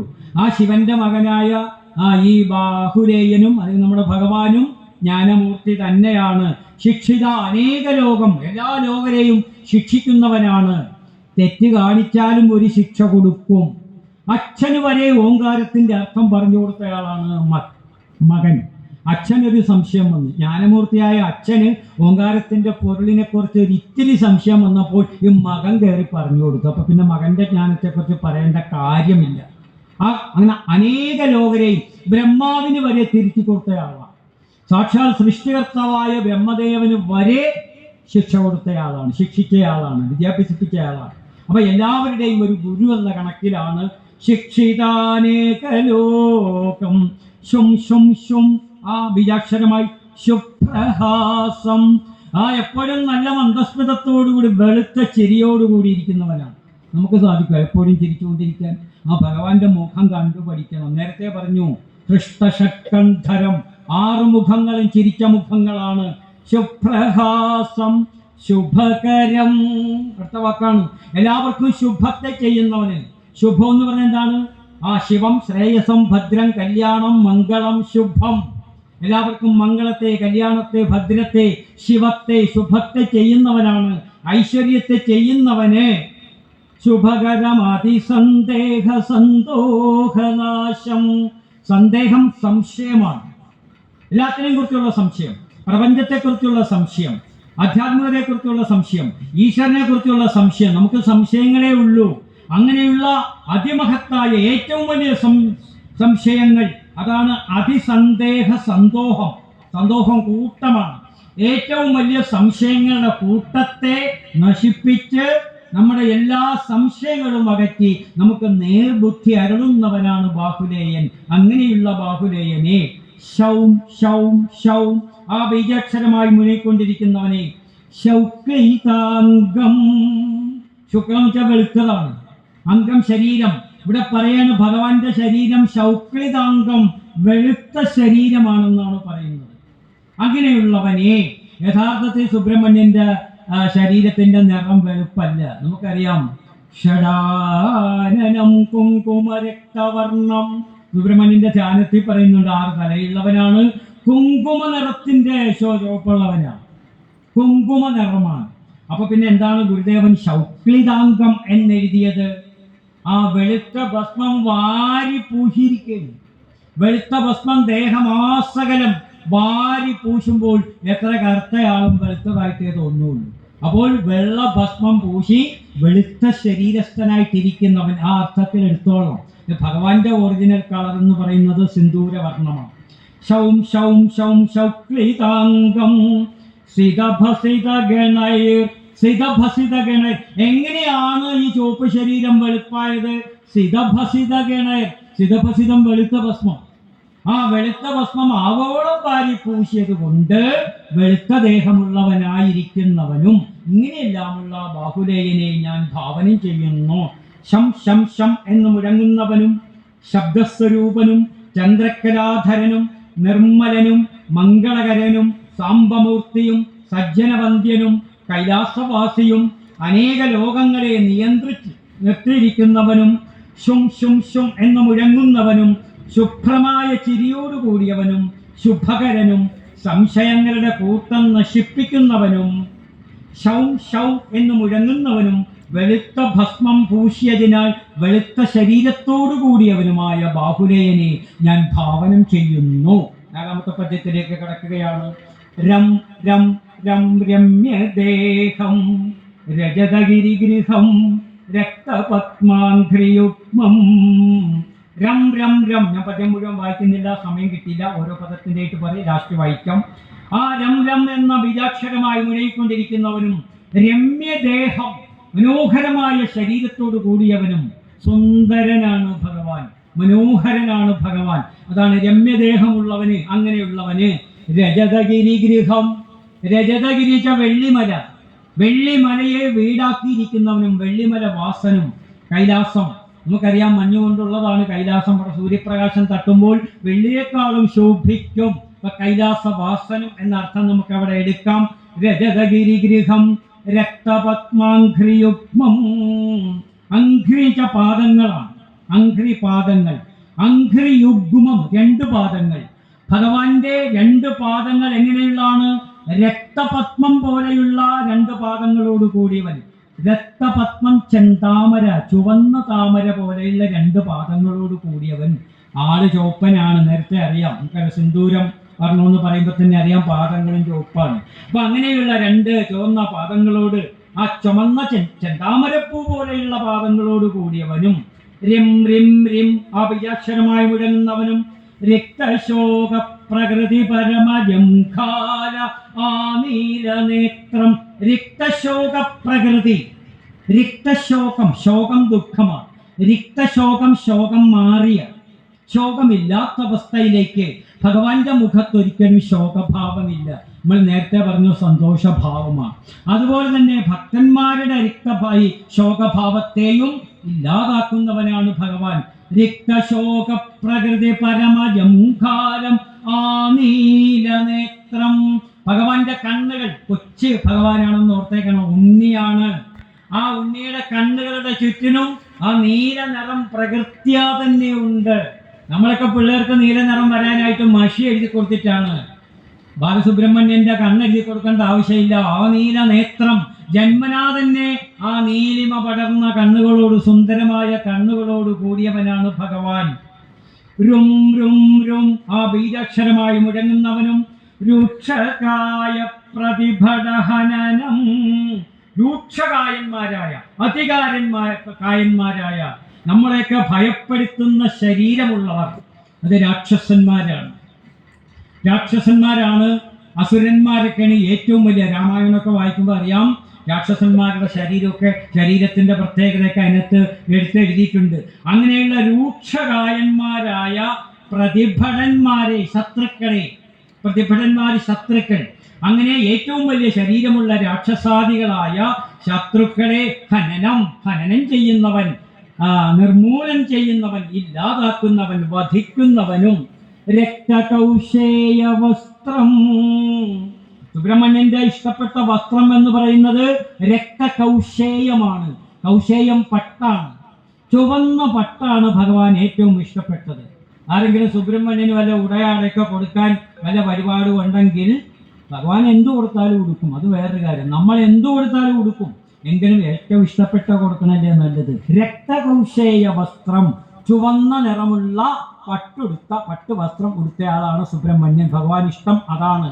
രക്തകൗശേയ വസ്ത്രം രൗം രൗം രൗം രൗരവാദിദ്രുതഹര കുഹരം, രൗം രൗം എന്ന ബീജാക്ഷരമായി മുഴങ്ങിക്കൊണ്ടിരിക്കുന്നവനും രൗരവാദി, 21 നരകങ്ങളിൽ ഒരു നരകമാണ് രൗരവം. നമ്മളൊക്കെ ഇവിടെ രമേന്ദ്ര ശാന്തിയൊക്കെ കർക്കിടകത്തിനൊക്കെ ബലിയിടിക്കുമ്പോൾ അതിനകത്ത് പിണ്ടമൊക്കെ വെക്കുമ്പോൾ ഒരു മന്ത്രം ചൊല്ലും, 21 നരകങ്ങൾ. അസിപത്രവനേ ഘോരേ കുംഭീപാകേജ രൗരവേ തേഷാം ഉദ്ധരണാർത്ഥായ ഇദം പിണ്ഡം ദദാമ്യഹം. 5 പിണ്ഡം വെക്കും, അതിൽ ഓരോ പിണ്ഡത്തിനും ഓരോ അർത്ഥമുണ്ട്. അസിപത്രവനെ ഒരു നരകത്തിന്റെ പേരാണ്. അസിപത്രവനെ ഘോരേ, കുംഭീപാകം ഒരു നരകത്തിന്റെ പേരാണ്. രൗരവേ, ഇതല്ല രൗരവാദി വന്ന കണ്ട ആ നരകത്തിന്റെ പേരാണ്. അപ്പൊ രൗരവം തുടങ്ങിയ 21 നരകങ്ങളുണ്ട്. ഇവിടെ മരിച്ചു കഴിഞ്ഞാൽ പിന്നെ പിതാക്കന്മാരൊക്കെ ചെന്ന് അതിനകത്ത് വീടുമെന്നാ പറയുന്നത്. ആ നരകത്തിൽ പോയി ഗതികെട്ടാതെ കിടക്കും. പുത്രന്മാരിൽ നിന്ന് തർപ്പണമൊക്കെ നടത്തുമ്പോഴാണ് ഈ നരകത്തിൽ നിന്ന്, അപ്പൊ ഈ നരകത്തിൽ നിന്ന്, അതായത് പും എന്നാണ് ആ നരകത്തിന്റെ പേര്. ആ പും നാമ നരകാത്രായതേ, പും എന്ന നരകത്തിൽ നിന്ന് ആ പിതാക്കളെ രക്ഷിക്കുന്നവനാണ് പുത്രൻ. രക്ഷിക്കാത്തവൻ പുത്രനല്ല, ഓർത്തേക്കണം. പിതാക്കന്മാരെ ഈ പുമ്മുന്ന നരകത്തിൽ നിന്ന് രക്ഷിക്കാത്തവൻ തർപ്പണാദി കർമ്മങ്ങളിലൂടെയാണ് നമ്മുടെ വിശ്വാസപ്രകാരം രക്ഷിക്കുന്നത്. പക്ഷെ അവൻ മകനാണ്, അവൻ അച്ഛൻ്റെ സ്വത്തിൻ്റെ അവകാശിയാണ്, ഒക്കെ ശരിയാണ്. പക്ഷെ പുത്രനാവില്ല. പുത്രനാണെങ്കിൽ ആ പിതാക്കന്മാരെ നമ്മുടെ വിശ്വാസപ്രകാരം ഈ പൊന്നാമ നരകത്തിൽ നിന്ന് രക്ഷിക്കണം. അപ്പൊ രൗരവാദി എന്ന് പറയുന്ന രൗരവം തുടങ്ങിയ നരകം, രൗം രൗം രൗം രൗരവാദി ദ്രുതഹര കുഹരം, ആ നരകത്തിൽ നിന്ന് നമ്മളെ രക്ഷിക്കുന്നവൻ. ഇങ്ങനെയെല്ലാമുള്ള ബാഹുലേയനെ ഭാവയേ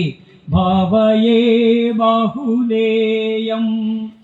രം രം രം എന്ന് മുഴങ്ങുന്നവനും രമ്യദേഹമുള്ളവനും സുന്ദരനും വെള്ളിമലയിൽ വസിക്കുന്നവനും ചെന്താമരപ്പൂ പോലുള്ള കാലടികളോട് കൂടിയവനും ര്യം ര്യം ര്യം എന്ന് മുഴങ്ങുന്നവനും ശോകമറ്റ അവസ്ഥയിൽ, അതാണ് രക്തശോകം, ശോകമില്ലാത്ത അവസ്ഥയിൽ അതിവേഗം എത്തിക്കുന്നവനും ചുറ്റിലും നീല നിറമുള്ള കണ്ണുകളോട് കൂടിയവനും രും രും രും എന്ന് മുഴങ്ങുന്നവനും കഠിനദേഹന്മാരായ ശത്രുക്കളെ, രാക്ഷസാദികളെ കൊല്ലുവാൻ കഴിയുന്നവനും രക്തവർണ്ണമുള്ള പട്ടുവസ്ത്രം ഉടുത്തിരിക്കുന്നവനും രൗം രൗം രൗം എന്ന് മുഴങ്ങുന്നവനും രൗരവം തുടങ്ങിയ നരകങ്ങളെ വേഗം നശിപ്പിക്കുന്ന നിലയനത്തോടു കൂടിയവനുമായ ബാഹുലേയനെ ഞാൻ ഭാവനം ചെയ്യുന്നു. 5ാമത്തെ പദ്യം. ഹം ഹം ഹം ഹംസയോഗി പ്രവരസുഖകരം ഹസ്തലക്ഷ്മി സമേതം.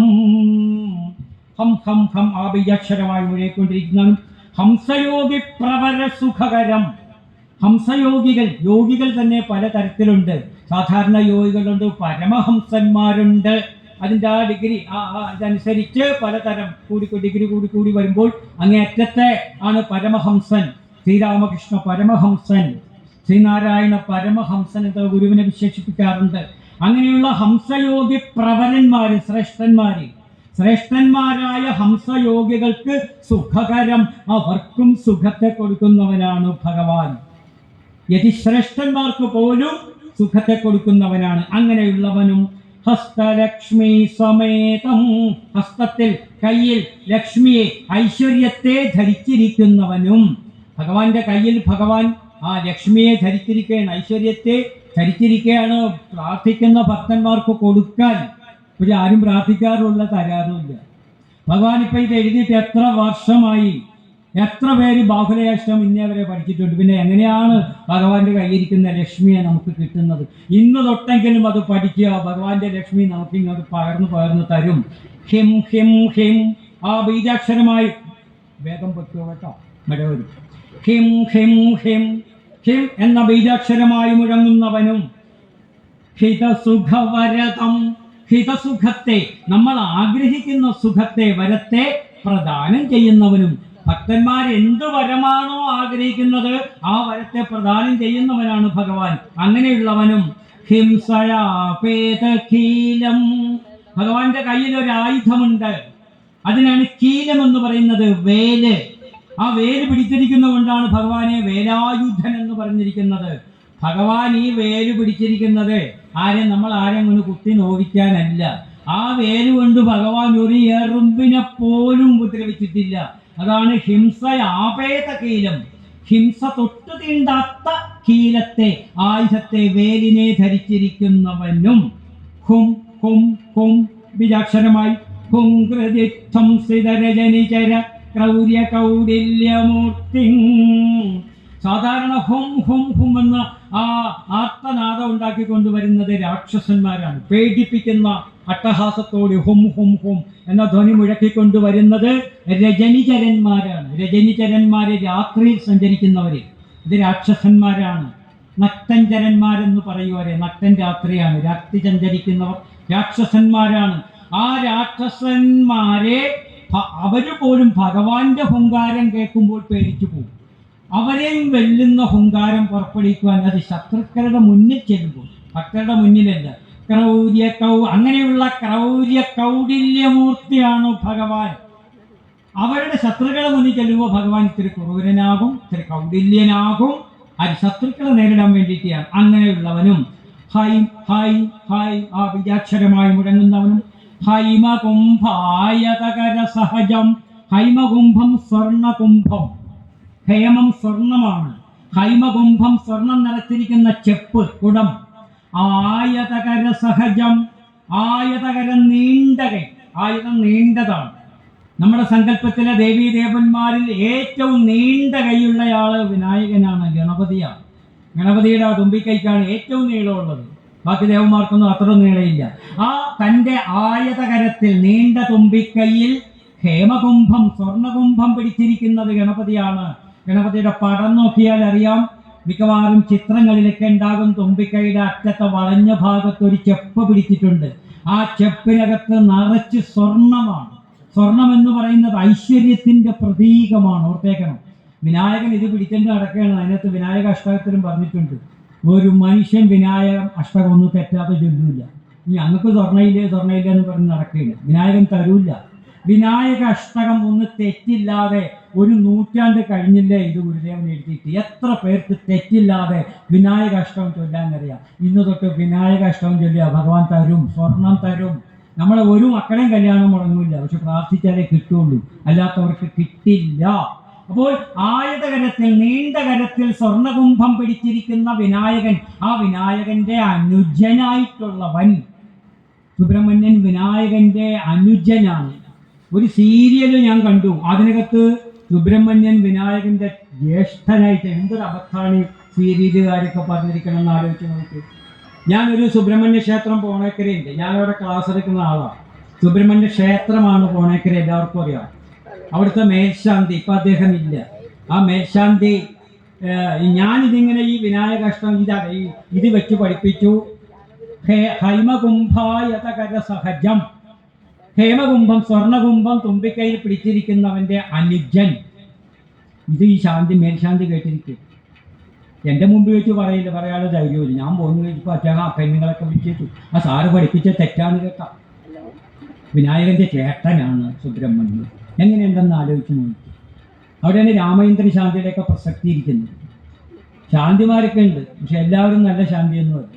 ഞാൻ ഈ കണ്ട ശാന്തി ഇപ്പോൾ അദ്ദേഹം എന്തോ ആ കരക്കാരുടെ ഭാഗ്യം കൊണ്ട് അവരൊക്കെ കൂടി അദ്ദേഹത്തെ അവിടെ നിന്ന് മാറ്റി, കോണക്കരയിലെ മേൽശാന്തിയെ മാറ്റി. ഇപ്പം അവിടുത്തെ ശാന്തി കാരുമാത്ര വിജയൻ തന്ത്രികളുടെ ശിഷ്യൻ ഡോക്ടർ ഷിബു ആണ്. അതൊക്കെയാണ് അവരുടെ ഭാഗ്യം എന്ന് പറയുന്നത്. ഇത്തരം പൊട്ടത്തരമൊക്കെയാണ് ചിലരൊക്കെ പഠിപ്പിക്കുന്നത്. ഇവിടെ നമ്മുടെ ശാന്തിയൊക്കെ അതൊക്കെ പഠിക്കണം. മിക്കവാറും ശാന്തിമാരൊന്നും ഗുരുദേവരുകളൊന്നും പഠിക്കാറില്ല. അതൊക്കെയാണ് ഏറ്റവും വലിയ ദോഷം എന്ന് പറയുന്നത്. അപ്പോൾ ഹൈ ഹൈ ഹൈ ഹൈമകുംഭായതകര സഹജം, ആയതകരത്തിൽ നീണ്ട കരത്തിൽ തുമ്പിക്കൈയിൽ ഹൈമകുംഭം സ്വർണകുംഭം പിടിച്ചിരിക്കുന്നവന്റെ സഹജൻ അനുജൻ എന്നാണ് പറയുന്നത്. അനുജൻ ആയിട്ടുള്ളവനെ ഇങ്ങനെയെല്ലാമുള്ള ഭാവയേ ബാഹുലേയം, ഇങ്ങനെയെല്ലാമുള്ള ബാഹുലേയനെ ഞാൻ വിഭാവനം ചെയ്യുന്നു. ഹം ഹം ഹം എന്ന് മുഴങ്ങുന്നവനും ബ്രഹ്മനിഷ്ഠരായ യോഗിവര്യന്മാർക്ക് സുഖത്തെ പ്രദാനം ചെയ്യുന്നവനും കയ്യിൽ ലക്ഷ്മിയോടുകൂടിയവനും ഹിം ഹിം ഹിം എന്ന് മുഴങ്ങുന്നവനും അമേയനും ഭക്തന്മാർക്ക് ഹിതവും സുഖവുമായ വരത്ത് നൽകുന്നവനും ഹിംസ തീണ്ടാത്ത വേരോടുകൂടിയവനും ഹും ഹും ഹും എന്ന് മുഴങ്ങുന്നവനും ഹുംകൃതിയാൽ രാക്ഷസരുടെ ക്രൗര്യ കൗടില്യാദികൾ നശിപ്പിക്കാൻ പോന്ന ശരീരത്തോടു കൂടിയവനും ഹൈം ഹൈം ഹൈം എന്ന് മുഴങ്ങുന്നവനും സ്വർണകുംഭം ധരിച്ച നീണ്ട കൈയുള്ള ഗണപതി സഹോദരനുമായ ബാഹുലേയനെ ഞാൻ ഭാവന ചെയ്യുന്നു. നമ്മൾ അടുത്ത 6ാമത്തെ പദ്യത്തിലേക്ക് കിടക്കുകയാണ്. ഇത്തിരി ഏതും കൂടി സാറേ, ഇത്തിരി നീട്ടാതെ കുഴപ്പമില്ല, ഇത്തിരി ഏതും കൂടി നമുക്ക് തീർത്തോട്ടെ. ഏതായാലും നം നം നം നന്ദികേശപ്രവരഭുജഗ നിർവിഘ്നകർമ്മ പ്രപഞ്ചം നിം നിം നിം നീലകണ്ഠപ്രിയസുതമജിതം നിർമ്മലാംഗം നിരീഹം. നം നം നം നം നം എന്ന ബീജാക്ഷരമായി മുഴകിക്കൊണ്ടിരിക്കുന്നവനും നന്ദികേശപ്രവരഭുജഗ നിർവിഘ്നകർമ്മ പ്രപഞ്ചം. നമുക്കറിയാം നന്ദികേശൻ ഭഗവാന്റെ ശിവഭഗവാന്റെ ഭൂതഗണങ്ങളുടെ നാഥനാണ്, ഭൂതഗണങ്ങളുടെ അധിപനാണ് നന്ദികേശൻ. ശിവൻ ഒരുപാട് ഭൂതഗണങ്ങളുണ്ട്. അതുപോലെ തന്നെ നന്ദികേശന് 2 റോളാണ്, ഭഗവാന്റെ വാഹനവുമാണ്. ശിവഭഗവാന് യാത്ര ചെയ്യണമെന്ന് സങ്കല്പിക്കുമ്പോൾ ഈ നന്ദികേശൻ ഒരു കാളയായിട്ട് വന്ന് നിന്നുകൊടുക്കും. അതേ കയറി ഭഗവാൻ യാത്ര ചെയ്യും. യാത്ര കഴിഞ്ഞ് തിരിച്ചു വന്ന് ഭഗവാനെ ഇറക്കി കഴിയുമ്പോൾ പിന്നെ ഭൂതഗണങ്ങളുടെ അധിപനായിട്ട് മാറും. അങ്ങനെ നന്ദികേശൻ പല റോളുകൾ ചെയ്യുന്നുണ്ട്. ആ നന്ദികേശ പ്രവരന്മാർ ശ്രേഷ്ഠന്മാരാണ്, ഭഗവാന്റെ ഭൂതാധിപനാണ്, അപ്പൊ ശ്രേഷ്ഠന്മാരാണ്. ആ ഇവിടെ ഭുജകം പാമ്പെന്നുള്ള അർത്ഥമല്ല, വേണമെങ്കിൽ നമുക്ക് ഭുജന്തം പാമ്പും എന്നർത്ഥം. ശിവനെ സംബന്ധിച്ചോളം പാമ്പ് അർത്ഥവത്താണ്. അവരുടെ കർമ്മത്തിന് വിഘ്നത്തെ ഇല്ലാതാക്കുന്ന, അതായത് നന്ദികേശൻ തുടങ്ങിയ പ്രവരന്മാരായ ശ്രേഷ്ഠന്മാരായ ഭൂതഗണങ്ങളുടെ കർമ്മത്തെ നിർവിഘ്നമാക്കുന്ന, അവരുടെ കർമ്മത്തെ വിഘ്നങ്ങളെല്ലാം മാറ്റുന്ന അങ്ങനെയുള്ളവനും, അച്ഛൻ്റെ ഭൂതഗണങ്ങളുടെ തടസ്സമൊക്കെ മാറ്റി കൊടുക്കേണ്ടതും മകൻ്റെയും കൂടി കർത്തവ്യമാണ്. അങ്ങനെയുള്ളവനും നിം നിം നിം ആ ബീജാക്ഷരമായി മുഴങ്ങുന്നവനും നീലകണ്ഠപ്രിയസുതം, നീലകണ്ഠന്റെ പ്രിയസുതനും. നീലകണ്ഠൻ ശിവനാണ്. ശിവന് നീലകണ്ഠം വന്നത് എങ്ങനെയൊക്കെ നമുക്കറിയാം. ശിവപ്രസാദ പഞ്ചകത്തിൽ ഗുരുദേവൻ എഴുതിയിട്ടുണ്ട്. ഗളമുണ്ടു കറുത്ത തുനീകരളം കളമുണ്ടതു കൊണ്ട് കൃപാനിധിയെ. നിന്റെ കൃപാനിധിയായ ഭഗവാനെ, ശിവനെ, നിന്റെ കണ്ഠം, നിന്റെ കഴുത്ത് കറുത്തത് എന്താണെന്ന് ഞാൻ പറയട്ടെ. നീ കാളകൂടെ വിഷം കഴിച്ചത് കൊണ്ടാണ്. ശിവപ്രസാദ പഞ്ചകത്തിൽ ഗുരുദേവൻ എഴുതിയിട്ടുണ്ട്. അപ്പൊ ഇത് വരുന്നതിന് വരെ, കാളകൂടം കഴിക്കുന്നത് വരെ ശിവന്റെ കഴുത്ത് കറുത്തതല്ലായിരുന്നു. ഓർത്തേക്കണം. കാളകൂടം വന്ന് അതിന് കഥയൊക്കെ ഉണ്ട്, കഥയൊന്നും ഇപ്പൊ പറയുന്നില്ല. അങ്ങനെ നീലകണ്ഠന്റെ പ്രിയസുതം, പ്രിയപ്പെട്ട മകനാണ്. അങ്ങനെയുള്ളവനും അജിതനാണ്. ഭഗവാനെ ജയിക്കാൻ ആർക്കും സാധിക്കൂല. അങ്ങനെയുള്ളവനാണ് അജിതൻ. ഭഗവാൻ അജിതനാണ്. നിർമ്മലാംഗം, പരിശുദ്ധമായ ശരീരത്തോടു കൂടിയവനും നിരീഹം, ഈഹമറ്റവനും. ഈഹം ആഗ്രഹമാണ്, മോഹമാണ്. ഭഗവാൻ പരമാത്മ സ്വരൂപനാണ്. പരമാത്മാവിന് ഒരു ഈഹവും ഇല്ല, ആഗ്രഹവും ഇല്ല. പിന്നെ ഈഹത്തിന് അളവെന്നൊരർത്ഥം പറയാം. ഭഗവാൻ അളവില്ലാത്തവനാണ്, അളവിനും അപ്പുറത്തുള്ളവനാണ്. അതും ശിവപ്രസാദ പഞ്ചകത്തിൽ ഗുരു പറഞ്ഞിട്ടുണ്ട്. കളവുണ്ടൊരു കൊണ്ടലൊടുത്ത കടൽ കളവുണ്ട്, കടലിനും അളവുണ്ട്, ഒരു സീമ നിനക്കു നഹി. ഭഗവാനെ നിനക്ക് സീമയില്ല, കടലിന് സീമയുണ്ട്. ഇവിടെ നിരീഹം എന്ന് പറയുമ്പോൾ ആഗ്രഹമറ്റവനാണ്. ആഗ്രഹമറ്റ അവസ്ഥ എന്ന് പറയുന്നത് പരമാത്മാവിന്റെ അവസ്ഥയാണ്. അളവറ്റവൻ എന്ന് പറഞ്ഞാലും പരമാത്മാവിന്റെ അവസ്ഥയാണ്. അവിടെ ഭഗവാന്റെ നിരാകാര ഭാവം കൂടി കാണിക്കുകയാണ്. നും നും നും ആ ബീജാക്ഷരമായി മുഴങ്ങുന്നവനും, നുത്തനാഭോത്തര നിവൃത നിരാലംബ കൈവല്യമൂർത്തിം. നുത്തനാഭന്മാരെ, നാഭി നമുക്കറിയാം പൊക്കിളാണ്. നുത്തനാഭന്മാരെ, നാഭി ഉപയോഗിച്ച് യോഗമനുഷ്ഠിക്കുന്നവര്, അത് യോഗികളാണ്. നാഭി നമ്മൾ കഴിഞ്ഞാൽ രാംദേവ് എന്ന് പറയുന്ന ഒരു യോഗാചാര്യനുണ്ട്, TV നോക്കിയാൽ കാണാം. അദ്ദേഹം യോഗ അനുഷ്ഠിക്കുമ്പോൾ വയറ് ഒതുങ്ങി ഒതുങ്ങി ഒതുങ്ങി നട്ടലിനോട് ചേർന്ന് നിൽക്കണം. ആരെങ്കിലും ശ്രദ്ധിച്ചിട്ടുണ്ടോന്ന് അറിഞ്ഞില്ല. ബാബ ഗുരുന്ന യോഗാചാര്യനാണ്. വയറിങ്ങനെ നമുക്കത് കണ്ടാൽ പേടി തോന്നും. ഒട്ടിക്കഥ യോഗത്തിന്റെ ഒരു പ്രത്യേകതയാണ്. അപ്പൊ അത് നാഭിയാണ് പ്രവർത്തിപ്പിക്കുന്നത്. പിന്നെ കുണ്ടലിനി ശക്തി ഇരിക്കുന്നതും നാഭിയുടെ ഉള്ളിൽ ആ ഭാഗത്തായിട്ടാണ്. അപ്പൊ യോഗാനുഷ്ഠാനത്തിൽ ഈ നാഭിയുടെ പ്രവർത്തനം വളരെ പ്രധാനപ്പെട്ടതാണ്. അപ്പോൾ നുത്തനാഭോത്തര, നാഭിയെ പ്രേരിപ്പിക്കുന്നവർ അത് യോഗികളാണ്. നാഭോത്തര നിവൃത നിരാലംബ കൈവല്യ, അവർക്ക് പോലും, അങ്ങനെയുള്ള യോഗീശ്വരന്മാർക്ക് പോലും ആലംബമായിരിക്കുന്നവത് ആ ഭഗവാനാണ്, ബാഹുലേനാണ്. അങ്ങനെയുള്ളവനും നൗം നൗം നൗം നൗം എന്ന ബീജാക്ഷരമായി നിലകൊള്ളുന്നവനും, നാമരൂപാത്മകം ജഗദഖിലം, നാമരൂപാത്മകമായി ജഗത്ത് മുഴുവനും ചേർന്നിരിക്കുന്ന, ഈ ലോകം മുഴുവനായിരിക്കുന്നവനും. ഇത് നമുക്കറിയാം, ഭഗവാന്റെ അച്ഛന് ലോകനാഥൻ, അഷ്ടമൂർത്തി എന്നൊക്കെ പേരുണ്ട് ശിവന്. 8 ശരീരങ്ങൾ കൂടിയ, മൂർത്തികൾ കൂടിയതാണ് ശിവന്റെ ഒരു ശരീരം. 8 മൂർത്തികൾ കൂടിയതാണ്. ഈ 8 മൂർത്തികൾ ഏതൊക്കെയാണ്? പഞ്ചഭൂതങ്ങൾ 5 പൃഥിവി, അപ്പ്, തേജസ്, വായു, ആകാശം. അതുപോലെ തന്നെ സൂര്യചന്ദ്രന്മാര് 5 × 7. അതുപോലെ തന്നെ ഹോമം ചെയ്യുന്നവൻ ജീവാത്മാവാണ്. അങ്ങനെ 8 എണ്ണം കൂടിയതാണ് ഈ ലോകം. ഭഗവാനും അഷ്ടമൂർത്തിയാണെന്ന് പറയുമ്പോൾ ഈ ലോകം ശിവന്റെ ശരീരമാണ്. അതുകൊണ്ടാണ് ഭഗവാനെ ലോകനാഥൻ എന്ന് വിളിക്കുന്നത്. ഈ മകനും അങ്ങനെ തന്നെ ലോകനാഥനാണ്. നാമരൂപാത്മക ജഗദഖിലം, നാമം രൂപവുമായ ഈ ജഗദഖിലം, എല്ലാ ലോകത്തും നിറഞ്ഞിരിക്കുന്നവനുമായ ഭാവയേ ബാഹുലേയം, ഇങ്ങനെയെല്ലാമുള്ള ബാഹുലേയനെ ഞാൻ വിഭാവനം ചെയ്യുന്നു. നം നം നം എന്ന് മുഴങ്ങുന്നവനും, നന്ദികേശനോടും ശ്രേഷ്ഠ സർപ്പങ്ങളോടും കൂടി നിർവിഘ്നം നടത്തിപ്പോരുന്ന കർമ്മസഞ്ചയത്തോടു കൂടിയവനും, നിർവിഘ്നം നടത്തുന്നവനും, നിം നിം നിം എന്ന് മുഴങ്ങുന്നവനും, നീലകണ്ഠന്റെ പ്രിയസുതനും, അജിതനും, നിർമ്മല ശരീരനും, നിരീഹനും, യോഗിവര്യർക്ക് സ്ഥിരവും ആലംബരഹിതവുമായ കൈവല്യത്തിന്റെ സ്വരൂപത്തോടു കൂടിയവനും, നൗം നൗം നൗം എന്ന് മുഴങ്ങുന്നവനും, നാമരൂപാത്മകമായി അഥവാ നാമം രൂപമായി വേർതിരിയുന്ന ഈ പ്രപഞ്ചം മുഴുവനുമായി തീർന്നിരിക്കുന്നവനുമായ ബാഹുലേയനെ ഞാൻ വിഭാവനം ചെയ്യുന്നു. 7ാമത്തെ പദ്യം. ഭം ഭം ഭം ഭാഗധേയം ഭഗവദനുചര പ്രാഞ്ജലി സ്തോത്രപൂരം. ഭം ഭം ഭം എന്ന ബീജാക്ഷരമായി മുഴങ്ങിക്കൊണ്ടിരിക്കുന്നവനും, ഭാഗധേയവനായവനും, അതിൻ്റെ അർത്ഥം ഭാഗ്യസ്വരൂപനായവനും, ഭക്തരുടെ ഭാഗ്യമായി വിളങ്ങുന്നവനും. ഇവിടെ ഈ മലയാള പഴനിയിൽ വിളങ്ങിക്കൊണ്ടിരിക്കുന്ന ഭഗവാൻ ഭക്തരുടെ ഭാഗധേയനാണ്, ഭക്തരുടെ ഭാഗ്യ താരകമാണ്. ഭക്തന്മാരെ അറിഞ്ഞു പ്രാർത്ഥിക്കണം, അപ്പോഴേ ഭക്തനും ഭാഗ്യം വരുമല്ലോ. അങ്ങനെയുള്ളവനും പ്രാഞ്ജലി സ്തോത്രപൂരം, പ്രാഞ്ജലി സ്തോത്രപൂരം, ഭഗവത് അനുചര പ്രാഞ്ജലി സ്തോത്രപൂരം, ഭഗവാന്റെ അനുചരന്മാരാൽ, ഭഗവാനെ അനുഗമിക്കുന്നവർ, ഭഗവാന്റെ ഭക്തന്മാരാൽ കൈകൂപ്പി എപ്പോഴും സ്തോത്രത്താൽ ആ ഭജിക്കപ്പെടുന്നവനും. നമ്മളൊക്കെ ഭഗവാന്റെ ഭക്തന്മാരാണ്. ഭഗവാന്റെ ഭക്തന്മാരായ നമ്മളൊക്കെ എപ്പോഴും കൈകൾ കൂപ്പി ഭഗവാന്റെ സ്തോത്രങ്ങൾ ചൊല്ലി ഭഗവാനെ പുകഴ്ത്തുകയാണ്.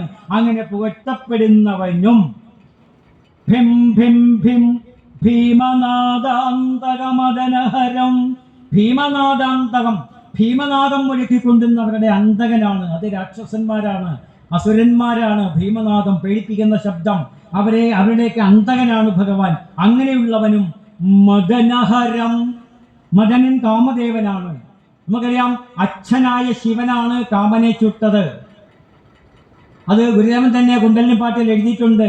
കാമനെ ചുട്ട കണ്ണുള്ള കാരാരി തൻ നാമം നുകർന്നു നിന്നാടു പാമ്പേ.